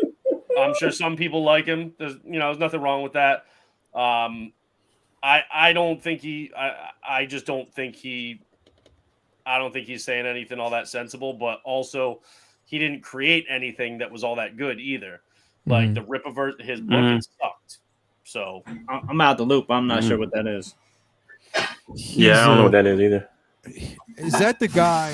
If I'm correct, so he created his own comic book run, but his own comic book universe, like and didn't he? But he's like isn't he like the far right? He's a black anti-woke, more conservative kind of, you know. Is it about Kelly Ripa? No. Yeah, who the hell is it? Rippaverse. What the hell is that? At least would have been more appealing to my eyes. Yeah, he basically didn't he do it like of a GoFundMe that he actually? It was GoFundMe or Kickstarter, one of those. I can't remember. Whatever. And he raised a bunch of money, right? Because the thing is, if you say this is going to be like an anti-woke comic book line and stuff, you'll have a bunch of people who don't know what the fuck that means, and who are just like, oh yeah, I don't want to be told that I have, and they sign up for it. But then when you listen to the stuff that he said, again, this is just my opinion. Other people, if you dig what he's saying, if you align with that, that's cool. I think he's got his head up his ass, but Yeah, I didn't like. There's a lot of stuff that I'm like, yeah, no, I'm good. Like But if there's a market for it, that's the thing. If there's a market for what he's got to say and the way he's got to say it, that'll bear out. If it resonates with people, people will buy it. If it doesn't, crazy. It's just crazy. And like I literally had to like what is I had to what is unsubscribe. I had to unsubscribe from a lot of people, unfollow a lot of people who follow this thing because bro, it's just hatred, a lot of hatred, and it's always bro, really I am starting to hate the word woke because they're literally I don't even use that shit no more. Bro, I don't like even it's say the it no more. dumbest shit in the world. Like to me, it's dumb as fuck. Like literally, it is so fucking dumb. Co-opted. It's a bunch of another plant that the original intent behind the term was to be awakened to racial injustice. Yeah, that's bro. What the term woke started. Fucking Marlon Wayans had a whole stand up that was called like Wokish or something. I can't even remember what it was, but like the term basically got co-opted to and changed. Oh well, anytime that that liberals say, hey, you're not allowed to say that or do that, then it's called woke.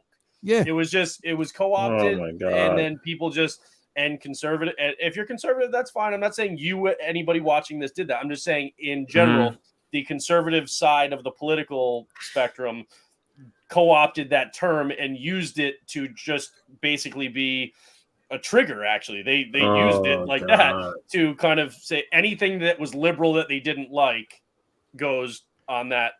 So this is what the whole Ripperverse is about, like this. Which makes sense that somebody would capitalize on that and get money from people who stand another way politically. Yeah. I mean, he made money off of it. I guess, right? The Ripperverse whole thing was not like I'm gonna make stuff that when he said anti-woke, it wasn't that he was gonna make stuff that was like. To his words, he wasn't going to make stuff that was like anti-liberal or anti-Democrat or anything like that. It was that he was going to write stuff that didn't have anything to do at all with politics or political correctness or anything like that. It was just comic book anything stories. that was and that against an agenda. And mainly, people, but then it was anything against any type of agenda, but then also at the same time, it was, because when I see a lot of people, it's also a threat when it comes to like any type of woman in power, like a fire starter. Literally, bro, like that's what it is. And I'm like, yo, that shit. And then when I see, and I'm not gonna say you're not gonna have an Okoye in the Ripperverse. Yeah, bro, no, you're not gonna definitely have that at all. And then like I said, some social media pundits, content creators, out there who have their sites, whatever, follow this dude, and it's like, yo, it's like anytime I hear it. It's one person, I'm not gonna say it, but it was like, yeah, yo, come on, Feige, do your thing as long as you don't woke it up or woke everything up. I'm like, what the fuck is wrong with y'all, bro? It just makes me want to punch the fuck out of people half the time. It was originally a word that meant something that then just became co-opted as a thing to basically be like anti-liberal. You've taken a word and you've shaped it to your own personal fucking agenda, bro. If it works, and then you spread that shit like a virus, and not really, it's not what the interpretation was originally meant for. But that's the what I'm thing saying. It's like against women having superpowers and all that stuff. I guess it's a lot of shit in there, bro. That's why I don't even fucking read it. The thing is, if he had a valid reason for something, then okay. Like, but when you take a word that, like, to the point where woke is like a meaningless, like it's just a fucking phrase that people throw around, and it's basically like. Woke is for anything that I don't agree with. It's like, oh, that's woke, right? So when you do that, then you apply that label to like the comic universe or something that you're trying to create. In my opinion, again, you don't have to agree.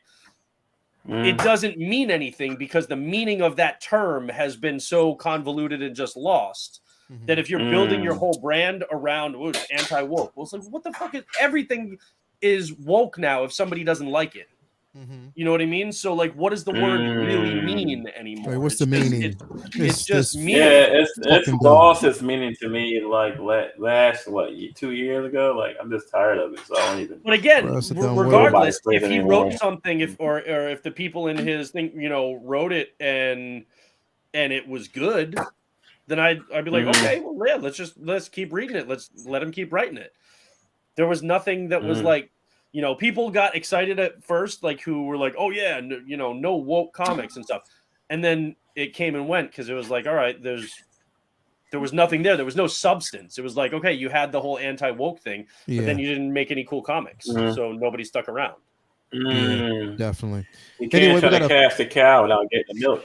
Definitely. We got a $4.99 super chat by my man Rock'emon Chris. What's your favorite collect?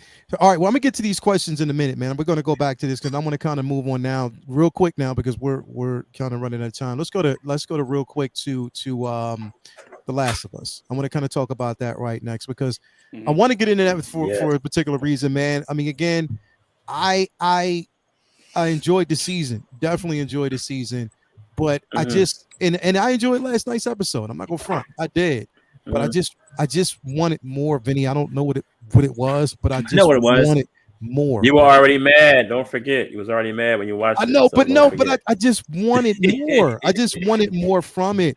And I thought that it's like, yo, you don't make you don't go an entire season and then make the very last episode one of your shortest episodes. I agree with that. Like, you know what I mean? Like that last episode should have been bigger. I liked it. Don't get me wrong. Especially, I like this scene and, I don't get like those, this again, straight out of look at that, bro. Like, that's right. The game. Exactly. Love those scenes. But I just felt as though like it could have been longer. It felt rushed. That's all. It felt a tad bit rushed, and it was like things. But I understand why they did what they did. But that's a real giraffe, by the way. That's not CG. Real giraffe. Yeah. People are saying it looks a real giraffe. CGI. Oh, that's real. The setting is CG. They had it on like a blue screen, like in that. But that's a real fucking giraffe. Yeah, that's awesome, man. Sorry, I love that scene, bro. Listen, bro. When you say, listen. How hey man, they went out and got a real giraffe. You gotta give them credit for that. Funny. Listen, that's the title of the last episode of the show. It's a real giraffe. It's a real giraffe. Y'all see it's a real giraffe. Y'all stupid, bro. It was one of the critical story moments in the game, so they did it justice by getting real. But see, they would have seen that during the one of the previous episodes. Yo, somebody out there, clip this. This poison. That's a real giraffe, baby. I really liked it. I said from jump that I was worried about them not using a real fucking giraffe, paying off in the final episode the emotion that that Joel had to have in order for that hospital scene to make sense. Yeah. So I already said that this first game could have been 2 seasons. So I definitely could understand why they made a lot of decisions that they made this season. But I feel like if we would have got at least maybe an episode or 2 more, more time of them, doing shit. But I feel like they also wanted to take away allow the violence and spend more time on the emotional attachment. And a lot of people expected more clickers. They expected more violence. And the explanation workaround for that is like when you're playing a video game, the gamer has to have something to do. So if you can't just watch cut scenes for 5 hours, 6 hours of a game and then feel satisfied at the end of it. They have to give you hundreds of things to shoot and stab and run around and fight, and they didn't. They felt like that wasn't as necessary for the show as it was for the game to keep the gamer occupied. Like they had to they had the drama to keep the viewer occupied. The hospital scene definitely was there was less fireflies that you had to kill. There was less violence. You certainly weren't shooting Doc with a flamethrower like you could have in the game, and they also took out the option. One of the coolest things about the game is you had the option to not kill the doctor, and of course if you didn't, they came in and killed you, and that just but it was very, very an emotional finale that they had to drive home all season, setting up him loving her in order for it to make sense, because this is a very ambiguous ending. Like Joe is not necessarily a hero here. He's selfish. And that is the whole point. The whole point is he's been in pain for 20 years and he'll be damned if he's going to go through that again. That's absolutely the only thing that was important to him or on his mind. Fuck everybody else. You're not taking this from me. And that was that's human. There's a lot of people who would have made that same decision, and that was what they most importantly above all had to convey, especially to set up the blowback from this episode when we get to season 2. And I feel like they did their job in that. But yes, they could have spent a couple more episodes building their relationship, spent a couple more episodes adding in clickers and a little bit more violence into the show. I would have liked to see a little bit more build up to this and a little bit more clickers and violence, but I still feel like they did their job in creating one of the most amazing live action adaptations of a video game, if not the most ever. It's this groundbreaking television, and we've all been gamers for a long time. We've all been, TV show and movie fans for a long time, and the two don't always mix. So it was really awesome seeing this show just bring to life Resident Evil, one of the most amazing video games I've ever played, because it's very rare that a video game leaves you emotionally, captivated like this game did. And it was one of the perfect games to bring to the screen, and they fucking nailed it. There was its flaw, it had its flaws, but for the most part, I was just compelled for the whole way. Yeah. I guess it was just. And that's the thing, and that's what the game does, is because the game basically provides options.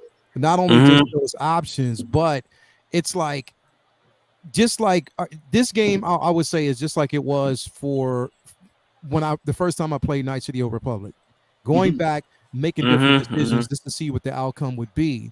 But at the same time, it was just like the world that they built was so, and any end that you go, like you can just walk. Like, and find shit. Like you just walk and walk, but at the same time, the intensity. That's what it was. I wanted to feel the intensity. More afraid. You know what they could have done? They could have done one. I wanted more fear. I wanted more fear. I wanted to basically. They could have thrown the alarm on. Bro, if they would have put the alarm on and had the red flashing lights, they would have probably did what you were looking for. But no, also the scene right before they get to that area, before they get to that little zoo area where your favorite part, the giraffes are, they have to fight a giant clicker in that subway. That would have been great. They at least had them fight him and kill him right before that. Yeah, that would have been. That's the part that I think was a big piece that was missing from that episode. That giant clicker. Them defeating him and then getting there to that peaceful point, because like you just had to fight a clicker, you almost died, you beat him, now you get to this point where damn, she's seeing like giraffes for the first time. They get to calm down and relax there for a second, then go through that yard like in the game where the army had it set up, the little hospital area set up before they even got to the fireflies. When they knocked them out, they had to fight clickers there too, at least 5 or 6 of them. Give me some of that. I wanted to feel that intensity, bro. Like I wanted to feel that fear. But I know why. Here's the thing. I'm not saying that it wasn't dope, because it definitely was. No, the episode was amazing. I wanted more of that fear factor. And yes, if you're giving me the emotion, because you're building up the emotion between Ellie, and Joel, I want to also basically feel that that intensity and that fear. Like, you know what I mean? The previous episode we sort of got it, but I mean, not on a level that, I don't know, maybe it's just me, you know what I mean? It could just be me, but I just wanted a little bit more of that. And I think that they could have sprinkled it in with this episode instead of giving us one of the shortest episodes of the season. But it is what it is. I didn't understand that. This was the finale. Like, what the hell? Why? I don't know. I don't know why it was. But it ended the way it was supposed to. It was just like the game. When they paced it out, when they said, okay, this is where we're going, and as we got deeper into the season, I could kind of count out the episodes, be like, all right, well, this episode is going to be this section, this episode is going to be this section of the game, and then you realize that last game, or that last episode, is the university. You know, when they get out there and then to the hospital and stuff. I'm like, That's not a long, like the real big, like longer gameplay part is right before that. Was a university in the winter. The hospital, that's actually, again, in the game, that's a short thing. Like, at the end, yes, there's the subway clicker and stuff. That would have been cool for them to keep. I absolutely agree. They did say, so I watched some interviews with Neil Druckmann. He did say, like, look, we wanted to focus on the human side of things, and we wanted the infected to be that looming threat. But they're like, if you want more infected, if you want more clickers, you're going to get more than you can handle in the second season. Like, he's flat out said, like, it's going to be balls to the wall with infected in the second season. This particular one, though, I'm a little on the opposite side when it comes to the hospital part, as far as, like, I thought that, like, that montage of him going through it and just murking motherfuckers in the hospital, that was plenty for me in that. I didn't need more than that. Yeah, obviously you do a ton of it in the game, but at the same time, you're active, you're playing the game, right? So I don't think it would have made a lot of sense for the flow for it to go on much longer than it did in the episode. And the way he tore through those, it felt like, oh shit, this is the Joel that the people were afraid of in that first episode. This is the guy, right? And he just went, and the way he just shot the two guys that were taking him, down those stairs as he walks in, the guy that's hurt down on the ground, and he just swaps the mag, and then boom, one shot. Like, he's not flinching, not hesitating. Anybody in front of him that isn't Ellie is dead, and to me, they conveyed that perfectly, and that was what they needed to do. I will say there was one part that they cut that, for me, I would have liked it to be, okay, you could have stopped the episode before at a certain point, and then you could have added the thing with David and then the hospital as one episode at the end, at the finale. What they cut from the second to last episode with David was when the guy goes off to get the penicillin for Ellie. They get attacked by infected, and there's a whole gameplay element where you're actually working with David before she knows that he's a son of a bitch and cannibal and stuff. They have to fight off a horde of infected and you're like in this little cabin, and they're coming in at every window, and you guys are trading off windows and fighting them off, and then you've got to run, and you're into this kind of like abandoned, like, factory type thing, and a clicker comes in, or multiple clickers, and there's a bloater that comes in too, and you've got this really harrowing, like, gameplay element where you're fighting off all of these infected. Now, to me, I think they should have done that second to last episode should have gone up to and right to that part, that gameplay part, that showdown. Have that be a whole episode, right? Where you add in, so now you're getting more of the infected that you haven't gotten as much of throughout the show, and you get in a really kind of climactic way. You get that, and then you end that episode right where he says, and one of our guys got killed by this guy, and he was traveling with a little girl. And now you realize, oh, fuck. Joel, that's the guy that stabbed Joel, and that's the guy that Joel killed. And he's and he was with them. So now this guy that I thought was like kind of like an ally, oh shit, now I'm fucked. And you end it there, and then you pick up the next episode with her being taken by with her like running back to Joel, right?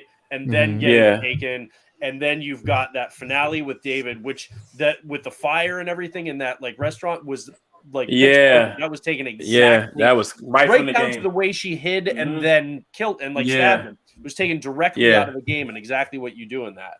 So I think if they had just added back that one element of that like battle with the infected, where you and David, you as Ellie and David are fighting them off, and then you move the final fight with him into the final episode, and then go to I think that would have given us more of the infected that we wanted, would have given us a little bit more action, would have lengthened things out a little bit, and would have given us, a little bit more meat on the bone for those last 2 episodes that we all kind of wanted. But like, I understand why they didn't do certain things. Neil Druckmann explained, is like, yeah, there were some things that we just felt like, we had to let go, and the others that worked really well. But ultimately, I'm still really, really happy with it. But if they had done that, I think it would have elevated it even further for me. Now, I also like that connection that they made with the Ellie from the game, with her being her mother. A lot of people hate that scene. I don't know why. Like, people don't like that flashback. I thought it was cool to see that connection from the original Ellie from the game is and the actual it's Ellie's HBO, so they from got the to add episode. in gruesome pregnancy. That's like Right. I don't know what it is about HBO. It's like this show needs more gruesome pregnancies. Right. But they have the OG House of Ellie Dragon and had the like Ellie 40 from the of them. show. Oh, man, listen. I saw her and I was like, yo, she shit. looked familiar as hell. Yep, and that's her. Oh, you know That's Ashley Ellie. Johnson, yeah. Well, no, I know her from, she was, a couple of my favorite shows, and also she was in the first Avengers film as the waitress. She was the waitress at the end. The waitress, Names, right? And she was like I didn't even know it was her, bro. But you know what? Her first thing back in the day, she was little Chrissy on Growing Pains. What the hell? She was little Chrissy on Growing Pains back in the day, back in the 80s. Wow, bro. I didn't even. Wow, that just knocked me out. That's crazy. Yeah, and then bro. she was on that NBC show Blind Spot. With what's her name? That was one of my favorite shows, bro. Good like, show. Wait. It was so dope. It just ended a couple years ago. Blind Spot. Remember the chick who wakes up and she doesn't know where she's at. She's full of tattoos. all the tattoos all over. Actually has a story. Yeah. That show was good. They're Ned, their guy in the chair. She was the that show was she was good. like the smart individual. Yeah. Like the season started out so damn good, but then like the second season it just went. It got whacked. Yeah, that first season was the best one. Yeah, that was. I loved how they had Troy Baker, who played Joel in the games. In the he was the one that got cut. He got cut with the cleaver. He was the one at the end who took the cleaver to the neck. Yeah. And then you had Ashley Johnson here. Also, the one of the nurses, Mara, on, so you didn't see her. One of the nurses in the hospital at the end was actually Laura Bailey, who voiced Abby in the second game, and she got to play one of them. She actually did voice one of the nurses in the first game, but then they brought her back, and she played Abby in the second game. She was one of the masked nurses in the hospital at the end. The Firefly that was her best friend. That's the real lady from the game too, right? Merle Dandridge. The one that was she was a real in the game. In the game, and then they brought her the same character, the same role. Yeah. She's the only one who played the same role as she did. Yeah. That was good to see that connection, man. People were like, "Well, why are they having this flashback?" And this is crazy. Come on, bro. It was good to see that connection, bro.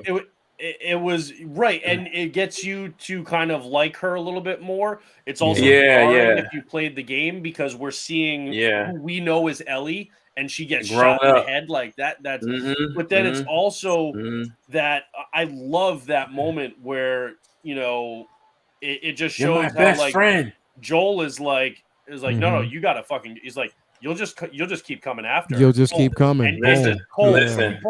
It doesn't drag it out. He's just like, nope. Boom. Done. Boom. Listen, let me tell you. I don't know. I would be Joel. I'm not even gonna lie. Like, that needs of the many bullshit goes right out the window when it comes to your kid. When it's you know what I mean? And that's the whole point. And he of the just game, lost a child 20 years ago. That decision. Man, listen, bro. I would not have hesitated. Should have got blasted. I wouldn't have waited. Like, people who are on the same page and be like, yeah, that's what I would have done.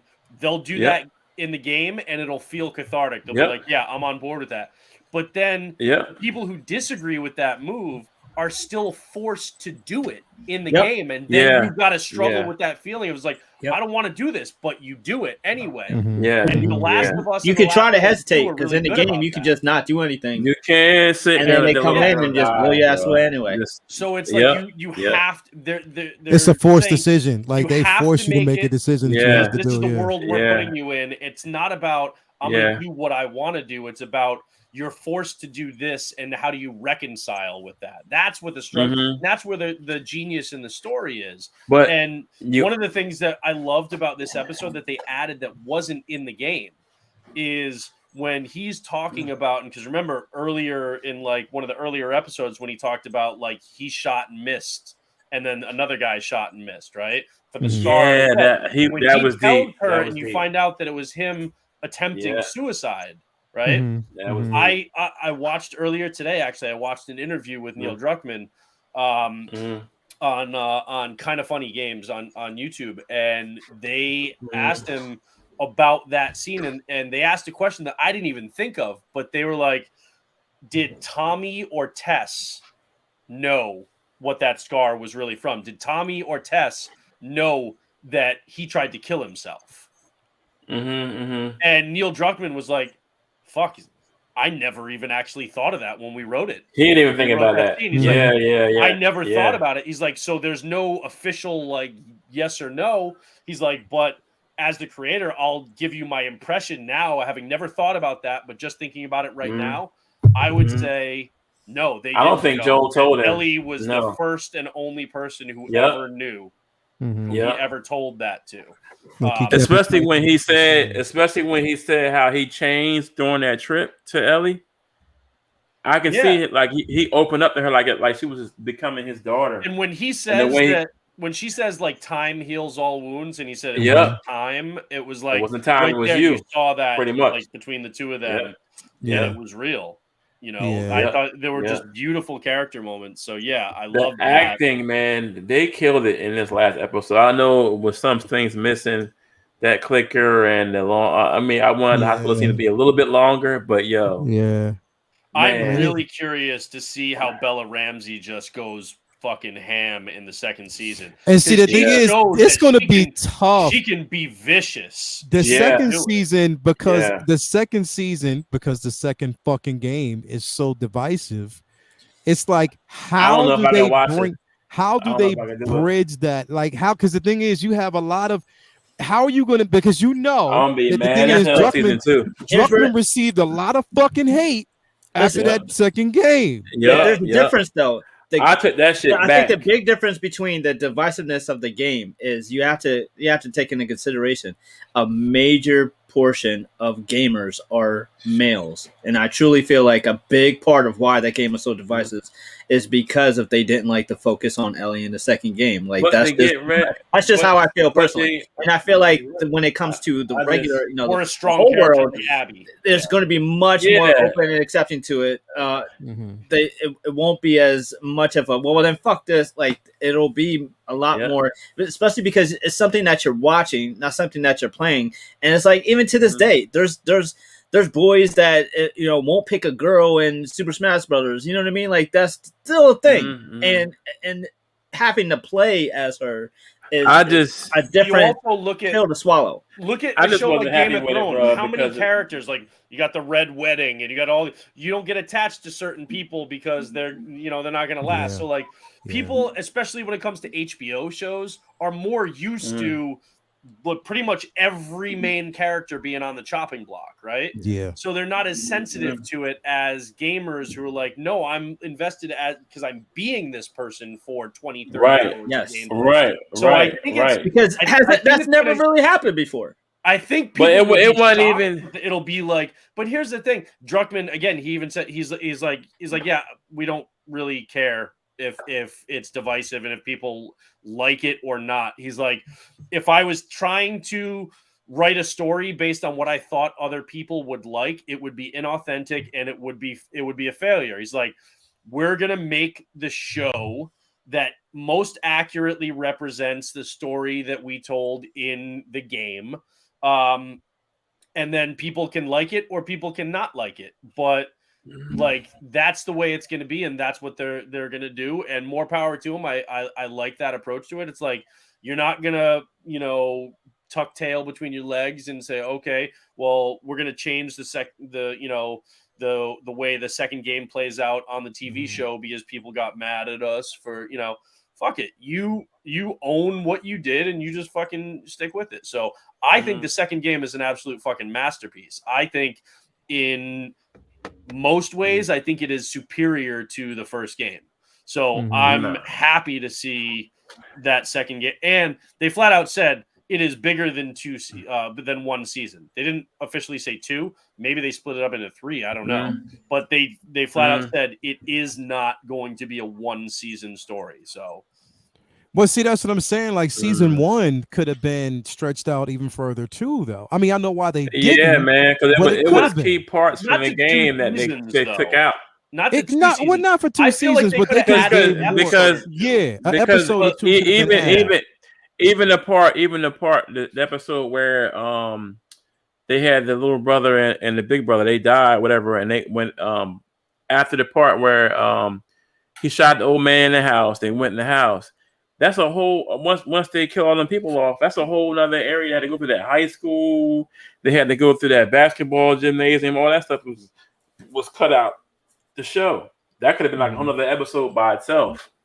You know what I'm saying? Yeah, I mean they made decisions for like, look, I really like in the game the level where you're going with Bill and you're fighting off all the infected there, and you go into the gym. Yeah, and Joel gets caught in the snare trap and is hanging upside down. And that's the gym. Yeah, the gym. That shit was great. But you know what? I was okay sacrificing that because that third episode with Bill and Frank was fucking amazing. So it's like you got there are trade-offs that you got to make. Like you said, I agree that I would have liked a little bit more. Of like the clickers and stuff like that. But, again, Craig Mazin, the showrunner, and Neil Druckmann, they also mentioned when, how like they changed it from Joel falling in and getting impaled by the rebar, right, to him getting stabbed outside when they were getting on the horse, right? In the third to last episode. From the college scene, yeah. In the game, Joel gets hurt. And then you're like struggling and you're like, Ellie's carrying, like he's leaning on Ellie.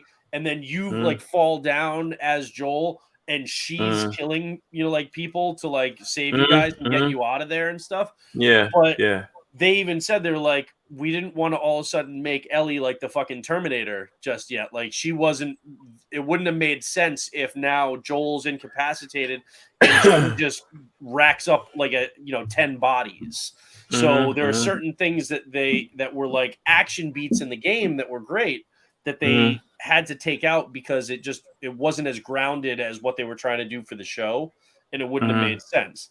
So there are elements like that, in all of it. As far as the story decisions, it's like, look, some people hate Abby, some people are cool with it. Some people, hate Lev. Some people are cool with the character.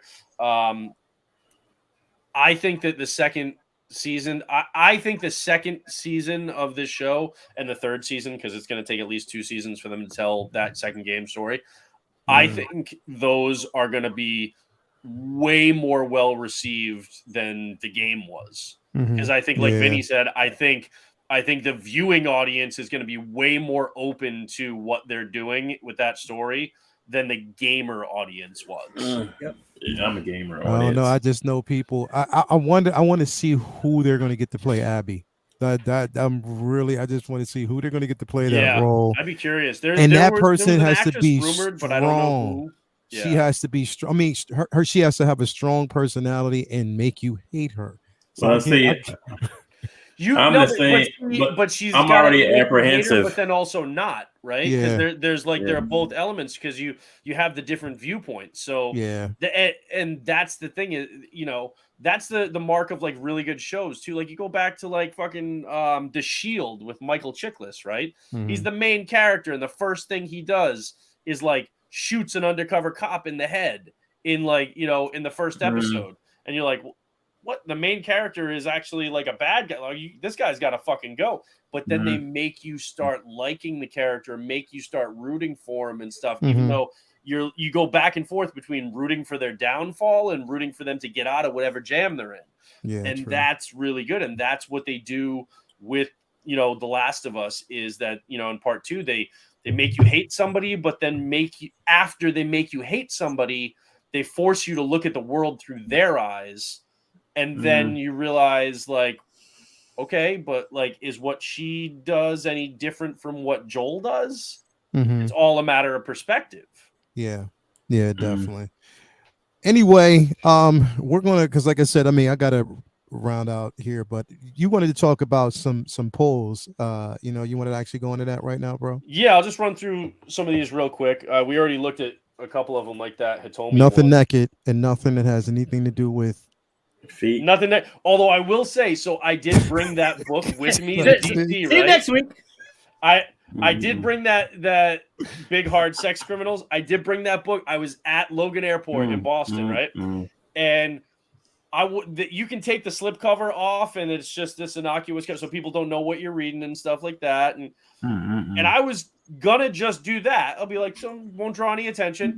But then this fucking hippie girl sitting across from me at the gate takes her shoes off, takes her fucking socks off, and then proceeds to pick the lint out between her toes.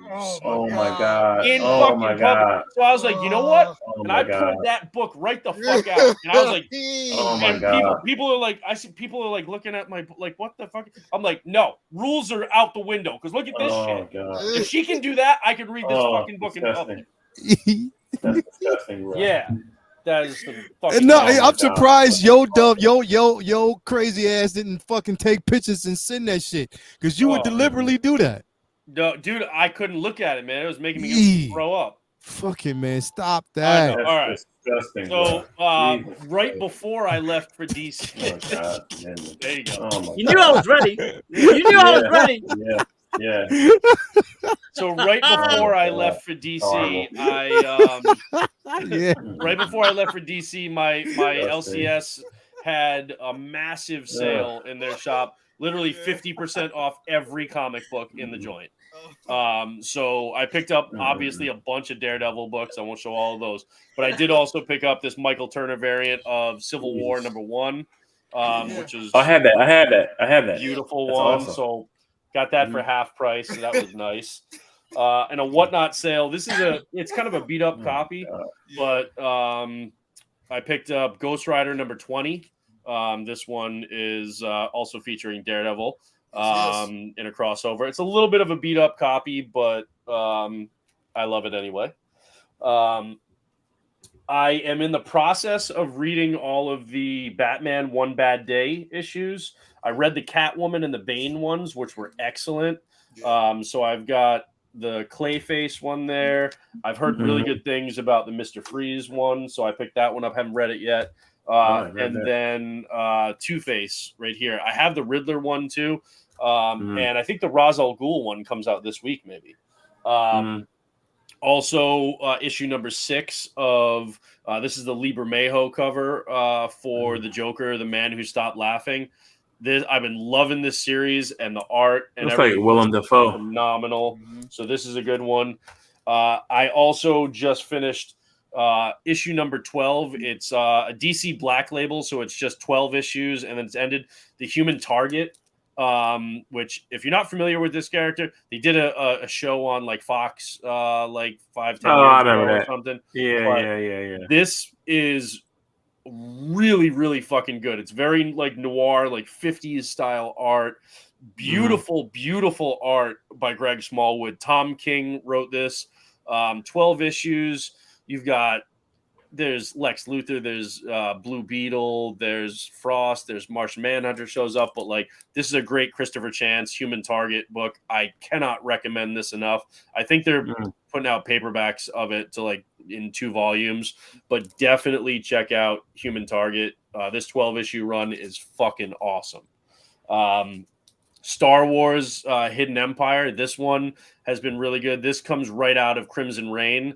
And the main protagonist in this is Kira, from Solo. Yeah. I had to pick basically how she's just looking to fuck everything about Palpatine's day right the fuck up, and it's a fun read. I've been really enjoying that. So for Star Wars comics fans, that's definitely worth it.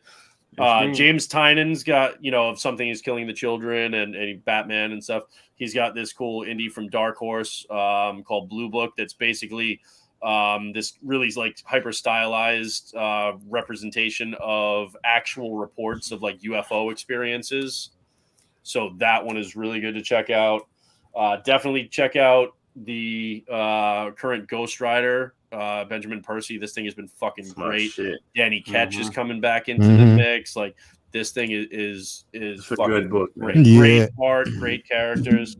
I don't know how you guys have felt. I have been very disappointed with the new Fantastic Four kickoff. The first handful of issues, I've loved the cover art. So I got this beautiful Alex Ross cover, the colors and everything. I love this. Dope. The stories themselves, not blowing my skirt up. I'm not feeling them. No but I man picked this one up just for the art anyway. But that's probably the last single issue I'll pick up on that for a while, and then I might check out the collected editions, once they come out later. Goddamn. Moon Knight, like I said, the art in this is absolutely stunning. Absolutely stunning. And Jed McKay is doing a really good job, so definitely check that one out. Jason Aaron, who's writing The Punisher now too. He's got this other series that he's doing with Boom Studios called Once Upon a Time at the End of the World. Cool art, cool like post-apocalyptic character-driven story. So those are definitely worth checking out. There are 4 or 5 issues in now. And then last single issue is Red Zone. And this is from AWA Studios, which I haven't read a bunch of their stuff, but it's basically this like professor of like Russian studies gets kind of pulled into like helping the CIA military kind of like extract a former colleague out of Moscow. And then you get there and you find out that maybe he's a little bit more than just some bookish professor and he can fuck some shit up. It's actually pretty cool art, pretty cool story. And then the last 2 things will show is I picked up a bunch of Omnis recently, but fucking Howard the Duck, baby. This is a thin one. Oh, shit. This is Chip Zdarsky's run on Howard the Duck. This is how he came into Marvel before like Punisher, Daredevil and everything. And this is fucking good. Howard the Duck, I'm telling you, you will enjoy this. It's funny as shit. And then, like I said, I've gotten like 6 or 7 Omnis in recently, but this is another one of my favorites, which is House of M. Yes, This nice. is thicker than a Snickers, man. This thing is like 1,200 something pages. But this Omni it's like everything that you could want. It's the main House of M story, and then it's every single tie-in. And it's mapped really well too, so you can pretty much read it from cover to cover, and you're getting everything in the right order. So this is, again, I love getting Omnis because it's like there were so many different titles that were captured in that story that if I had to go through my collection to pull everyone out and remember, wait, which order does it go in? Whereas this is like you've got it all mapped out for you, and it's just right there in one hand. So like, to me, that's one of the reasons why I love Omnis. And there are a lot of good Omnis coming out this year. There are a lot of good reprints coming out. So if that's your kind of preferred format, an Omni is typically either $100 or $125 when it comes out. But if you go to a place like organicpricebooks.com or cheapgraphicnovels.com, you get them for literally like 40 to 60% off. Like instead of 125, you're getting it for like 65 to 80. Like, yeah, that's not bad. So, and then once the print run sells out, then people are spending $200, $300, $400 to get them because they don't make a ton of them because they're so fucking huge. But like, so if you're into the Omni format or you think it might be something you're into, like I said, it's one of my favorite ways to read like a large, like event kind of thing. And I'm hoping, this is the other part, I'm hoping that they announce relatively soon some Chip Zdarsky Daredevil Omnis now that sadly Chip Zdarsky stepping away from and Marco Cicchetto, the artist he's been working with for years on it now, last couple of years. They are ending their run with a big bang in August. They haven't announced who's taking over the Daredevil book yet, but he's also currently writing Batman, so I don't know if he's going to take on another ongoing from Marvel or if he's just going to kind of scale back and focus on Batman. But yeah, his run on Daredevil will be ending in August.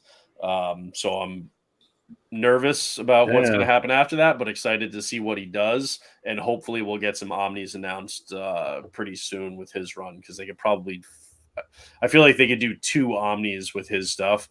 And they already announced one for Devil's Reign that has the entire Devil's Reign saga in that too. So it's good shit. Well, there y'all have it, man. I know we didn't basically jump into Alan Moore, but we'll do that next week. Like I said, I want to actually definitely talk about that. His ties into what James Gunn's universe is going to look like when it comes to Swamp Thing and stuff like that, which I'm very interested in after some of the comments were made. But yeah, definitely we'll jump into that next week. But yeah, it was a good show. Again, Daredevil, we always talk about that. It just go into it with clear expectations, lower expectation, but just expect to get something good. Don't go into it expecting that it's going to fail just because it's not going to have a lot of gore and stuff like that. I hate when people talk about that. Not everything has to be super duper rated R, but it would be nice if it would. But if it's basically done well, then I'm all in for it. And so far, they're not steering me wrong. I definitely can't wait for Echo. First, I cannot wait to actually see that, as soon as that drops. But anyway, we'll talk about that in more, a lot more next week. What you got? Hold up, let me get back to these super chats because I did say I would actually cover those real quick.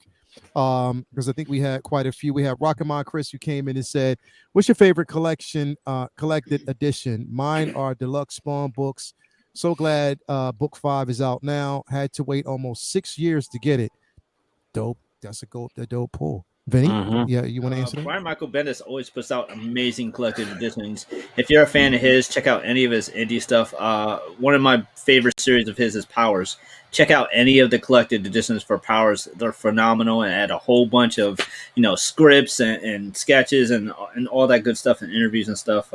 Bendis is the man in like his Powers books. He always puts a ton of effort into the collected editions to make sure fans get a whole bunch of extra goodies. They just put his Guardians run out in Omni. Yep.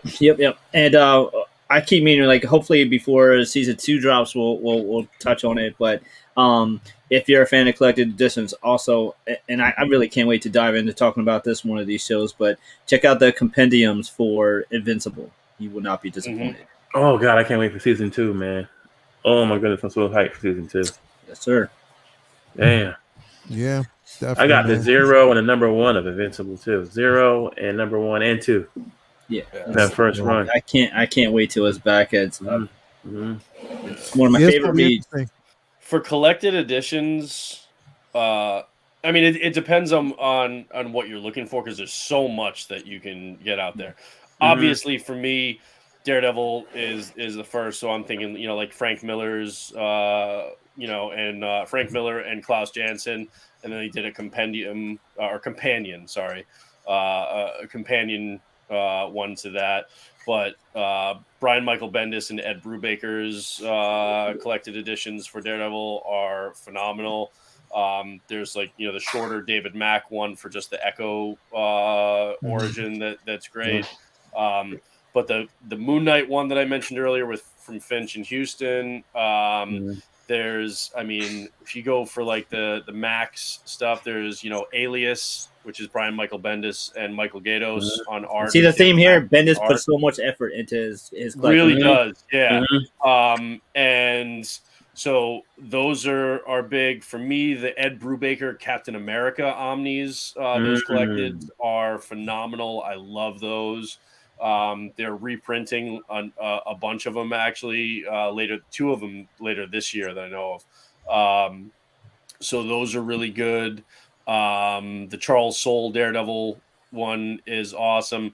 If you want, probably the biggest one I've ever seen is the Avengers versus X-Men. That thing is it's like 1700 pages. It's fucking massive. but it is cool. The House of M one is really cool. So it really just depends on what you're looking for. I will say I love so the gallery editions, which are like the much oversized ones. So those are collected editions like that. The oversized hardcovers and the galleries are really good for really appreciating the art, because it's even bigger than your standard comic issue. So you get to really kind of soak in and appreciate the art in that format. So that's great. And then for paperback, like trade paperback, I'll say, again, going back, like you said, to Brian Michael Bendis, this one is him and David Mack. Their 6-issue series cover that they did with, I think they just re-released it through Dark Horse. It's so damn good. The art is really cool. The story, it's funny, it's entertaining. So if you haven't checked out Cover by Brian Michael Bendis and David Mack, it is well worth your time.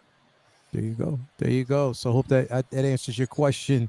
Rockamon Chris. Also, we had a super chat, $1.99 super chat from Superhero Displays. Young Ripper 59 is where the whole comic dead was from. Yeah, where he's going. I don't know, man. That's still making money, bro. Yeah, that's an opinion. Clearly, then he's addressing that. There's political focuses on some Marvel and DC books, and guess what? There always has been, always will be. Yeah, but you also got to remember when it's coming from him. And look, there's no shade. This is just the reality. He's a YouTuber, and he monetizes his YouTube channel. And the way in this day and age that you get clicks is by stuff that is negative or stuff that is controversial. That plays into what somebody else already dislikes or fears. So if somebody else is maybe not feeling a certain comic or something like that, and then you have a title of a video that, rather than about the positivity that you want to see in the community, it's more like, this is why DC is going to go bankrupt, or this is why Marvel sucks, or this is why so-and-so is ruining comics. People click on that stuff more than they do the positive stuff. Yeah, it is clickbait.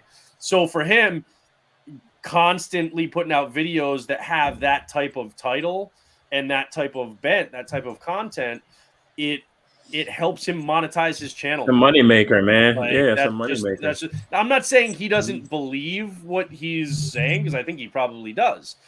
But he's going to create content like that nonstop. And the more content that's floating out there in the ether with those types of titles, the more people start to believe, oh man, I saw like a dozen videos when I went on YouTube about the comic industry is dying. It must be true.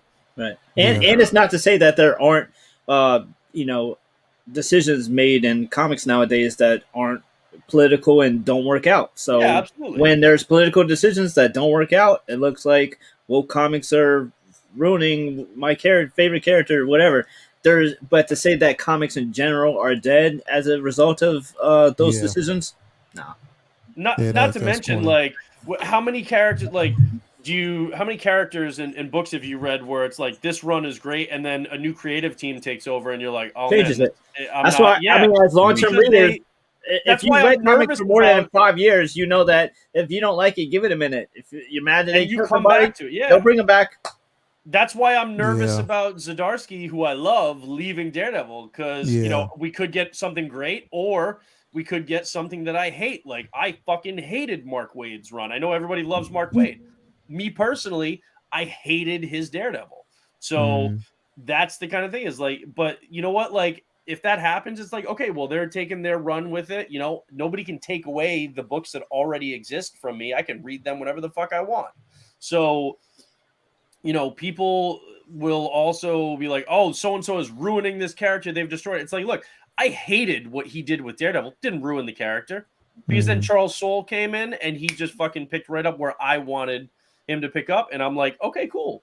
I just pretend that shit never happened.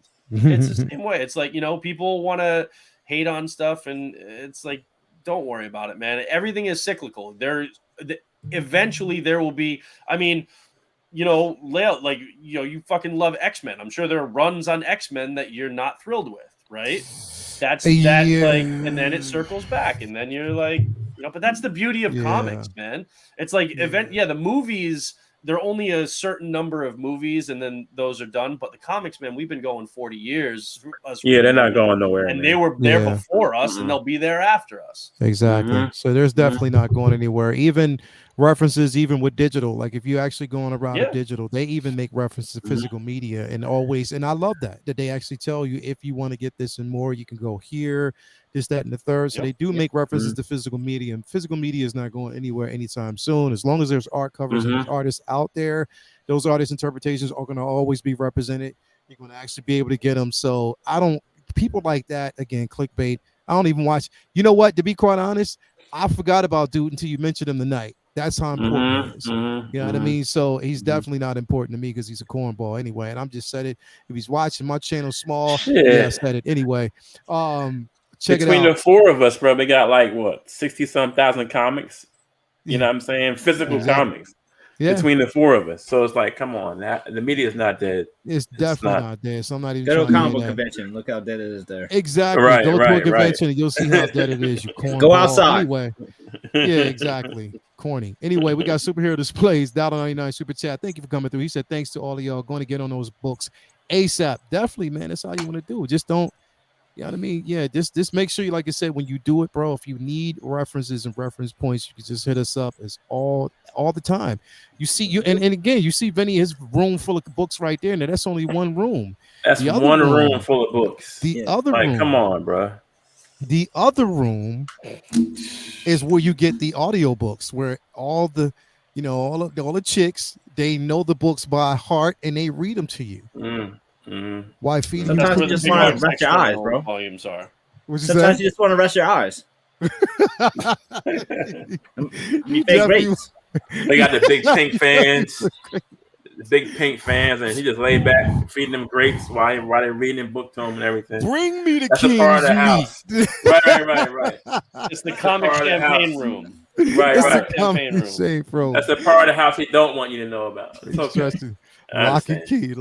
Anyway, thank you guys for coming on. It's been a great show tonight. Everybody, if you haven't already, the description, everybody's link to their Instagram page, is actually in the description. So thank you for coming along.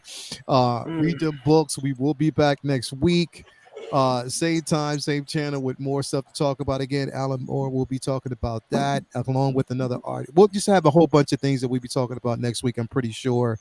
I definitely, now at some point I do also want to actually make references and go back and talk about Age of Apocalypse too, because that was one of my favorite runs. This when a lot had changed, so definitely we can go back and talk about that at some point. Again, movie. Not the movie. No. Exactly. They made a movie? Oh, wow. God, no. I'm so glad you mentioned that shit because I didn't want people to get Oh, my God. I was like, oh, shit. You had People to are duck going in to there. come already talk about the movie next Because some people would have been excited. Like, oh, yeah. Oh, hell was no, great. not that fucking movie. That movie was Like, great. I love Oscar Isaac and Olivia Munn, but no. Hell no, not that movie. Horrible, We ain't talking dude. about that movie. So, we are talking about the book where none of that book was used in that film. So, don't even. Literally none of it. Hell Well, no. my Death of Superman run, that whole run, I loved it. Even though my boy died, but when he came back, dude, I have every one of those books. Yeah. So like, I'm a Superman head. I was just laying back and let you guys talk, but I mean that if anybody can pick that up, I recommend it. That whole Death of Superman run, bro, was. Well, how about classic. Jason? How about we do this, bro? How about after we, how about Jason next week? Next week, I'll bring them all out. I want you to bring that all and spearhead that conversation. How about we do that? Because that makes you happy, and I want to see you talk about DC in a happy mood. Yes. That's definitely want to see you do. I've been sad since Cavill's gone, but it's okay. Yeah, well, we're gonna give you a chance to actually pull that out, and we'll have a full-fledged dedicated to that. We want you to talk about it. I want you to feel good about it, bro. Definitely. No doubt. So, anyway, Vinny, what you got coming up, bro? Well, I'm one of the 8 people in the world excited for Shazam on Thursday. It's hell yeah! Is it this Thursday, bro? Yeah. I forgot. You ain't hear nobody talk about it, yo. Nope. That's what I said. That shit gonna be whack. Oh yeah, Shazam, he got a movie. No, the early buzz is that it's good. The marketing campaign. Stop lying to me, Brendan. No, don't lie to me, bro. The marketing campaign has been shit, but it's been such a shitty campaign. The whole repackage has not done them any favors. I'm hearing good things about it, but it's either like you hear good things about it or nothing. Is Wonder Woman in it? So I don't know. I actually liked the first film. It wasn't exactly, it wasn't the Dark Knight or it wasn't Winter Soldier, but it was good. It was fun. And that's a character that made sense to be fun. So I'm looking forward to the sequel, see what they do. I'm not ready to have my heart broken. I'm looking forward to new Mandalorian this week, and all about that damn movie. Yeah, bro. I forgot about it. Like, bro. I'm trying to jump in on Civilized Scoundrels like after we get back from that, because if we do another like 10 o'clock ish start, I'll just jump in as soon as I get home from it. So it comes out Thursday night. It comes out Thursday. Yeah. So that should be good. I really hate that they've leaked a certain Amazonian as being in it. Trailer, it feels so Superman with Black Adam. Like that's not a good thing. Say that shit. Yeah. What's that? She's in the trailer. I just seen the still online today. I don't know if that's in the trailer or they just y'all lying. I'm gonna go look. It wasn't in the trailer. No, I think they just released that as a still today because they felt like there wasn't enough buzz. Nah, the trailer was released yesterday, so she's in the trailer. She's in the trailer. It's a TV spot that she's in. Oh, I didn't see that. So I know that that Funko revealed that she's in. The Flash. Yeah, it's a Shazam. I'm gonna go watch. Okay, so maybe I will go watch. Yeah, they released. It was the thing is, it was crazy because it came on right before the Oscars, and I was like, "Oh, you motherfuckers did that." And speaking of which, got one more. Shout out to Angela Bassett. She might not have got the official, but I don't. To many of us, she won. To many of us, she won. So. I'm so sad for her. Dog. You know what? And the thing is, I should have known. They did it to her with Tina Turner. Why would I want to do that to myself? You knew better, bro. 30 years later, they do it to her. Well, they did. They picked somebody who wasn't even the best supporting actress in her movie. I knew it was going to be. I knew there was a good chance she wouldn't get it though, because she was for a while she was the odds-on favorite. Yeah. But then as you got closer, you had the BAFTAs and she won the first two awards for it. But then the BAFTAs went to one actress, I can't remember who. But then I think Jamie Lee Curtis got the SAG award, which the SAG is a big hitter too. That was a definite big indicator. Well, it's wide open now, so who knows who's gonna get it. And I felt I know it's stupid. I own the movie. I bought it on digital. I haven't watched everything everywhere all at once yet. I hear it's a great movie. It's a great movie. I am going to check it out. But it's not great because Jamie Lee Curtis. I can't speak to her performance and Oscar worthiness of it because I haven't watched it yet. I only know that Angela Bassett's is definitely Oscar worthy, but I'm not seeing Jamie Lee Curtis's. I saw a route to this happening where Angela Bassett didn't get it because Jamie Lee Curtis's character was a new character that nobody had ever seen before in a new performance, whereas Angela Bassett's character was. I'm not saying I agree. I'm saying I see where it was going. It was a career. It was a career. Because that's what it was. Because the character was a sequel, and the character had already been seen before. A lot of people too are saying it was a career win. But that Wakanda Forever was the strongest. A lot of people are saying it wasn't necessarily for her performance in this. It was kind of like a career nod for all the times where they felt like they dropped the ball and she should have got it. But the thing is, the same could be said for Angela and she's actually dope in this. So I'm not. But personally, I haven't seen Jamie Lee Curtis's performance yet. I will, but I haven't yet, so I can't speak to the quality of that. I know that Angela's blew me away. Yeah. But just my own kind of when I was thinking about how it could play out, I thought, you know what? If there's a chance that somebody else's performance is Oscar worthy, award worthy, and it's a brand new first time you've ever seen this versus I think it's just them hating on comic book movies. I thought that bro. It's just them hating on comic book movies. I think that's what it is too, if she did that performance and you know, in another film, I think they would have given it to her. If everything always was a DC movie or but shout out to Michelle Yeoh. Lost. Shout out to Michelle Yeoh. She deserved it. She deserved that. And so did my man from Goonies. Yeah. Sometimes it's the film will propel individual ones along more. Like if you've got best film, best directors, best lead actor, right? Then sometimes when Academy members are voting, they kind of transfer some of that juju off of that. It had a hell of a lot of momentum. They got, and you know what? She got robbed, though. And you know what, though? But listen, it's not even to say that. I mean, bro, I love me some Jamie Lee Curtis. I've loved her since I was young, bro. I've loved that woman. Everything that she's been in, I've loved it. You know what I mean? But and the thing is, even her performance in this film, it was odd. Here's why her performance, it was good. It wasn't better than Queen. I don't know. It was like a supporting role. I haven't seen it yet. Right. It was just weird. Michelle Yeoh deserves it. Her performance wasn't like the one that grabbed you by the collar and was like, nah. And she's only an extra. You know, Angela's was. Angela was extra. Yeah, she had it, and that's why I'm like, yo, like people were like, well, she. You know what I mean? She you know, that's the Academy. She didn't stand up. She was upset, and you know that was poor sportsmanship. I'm like, yo, how would the fuck you feel if you sat up there and you went? You would sit there like, yo, what the fuck just happened? So again. And, it was just how it was just an honest reaction in the moment. She's hurt, no. She's hurt. She didn't badmouth her or anything. No. She just wasn't happy. She congratulated Michelle Yeoh. She even congratulated Jamie Lee Curtis, right? And that's the thing that they didn't show. But is that she did congratulate her. Winning and Brendan Fraser winning was also those were just really good. Brendan Fraser, I'm so happy that cat won the award. He deserved that shit. Oh my god, he killed it. He deserved that shit. And Buddy lost mad weight too. But that movie shouldn't have won for makeup though. Batman should have won for Penguin's makeup. Yeah. Definitely.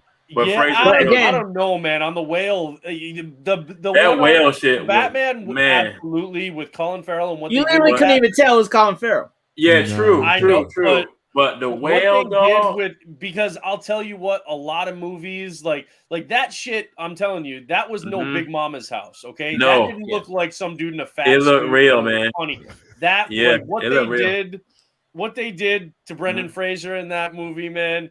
It looked fucking real. Convincing as hell. I think it was on par with Colin Farrell and the Penguin. Yep. Nutty Professor. Yeah. Big Mama House. Yeah. This was wasn't on that level. This was not Big Mama. No, it's not the club. Martin Lawrence. No brown suit. No wasn't fat the club. suit. All right, I got you. I haven't seen the whale yet. So look like flesh, bro. Look like flesh. So. Silly fuckers, man. That fat motherfucker look fat for real. Right. This wasn't Martin Lawrence in a fat suit. Hell no. Listen, for Brandon Fraser, like he had weight on his ass. I was definitely happy for Michelle Yeoh, bro. Michelle Yeoh, Brendan Fraser. That woman definitely deserved it. It's like, yo, she's been killing it for years. She's hot right now. Because as a martial arts head, I've seen so many amazing films. I was so happy when should have won years ago. Hidden Dragon came out because I was like, the stage. She has zero training as a zero professional training as a martial artist. Right. And look what she's all self-taught and what she does. And you look at her and you're like, no fucking way. You like there's no way you've never taken any professional training. She never, and she's that fucking good. She is amazing. She's been kicking asses Wing Chun way the fuck back in the day. Yeah. It's amazing. Yeah. Definitely, man. So I mean, shout out to her. Shout out to all the winners. Shout out to Michelle Yeoh, Jamie Lee Curtis. You know, listen. What's my boy's name from the Goonies, bro? And Indiana Jones. What is his name? It was so good to see him and Harrison Ford hug, bro. That was so awesome, dog. We need the Indiana Jones and short round movie and fucking and Goonies. The first time Harrison Ford's ass wasn't mean, motherfucker. Right, because he liked so mean. He's so mean. Anyway, Thank you guys for coming out, man. Like, it's been definitely a good show. We'll be back here next week, same time, and we'll have a lot to talk about. Then we always manage to talk about some shit, but I'm time to go. I'm sleepy. I gotta go to bed, man. I've been up all day. I'm trying to go to sleep. Anyway, thank you guys for coming through. I'll see y'all next week, man. We out.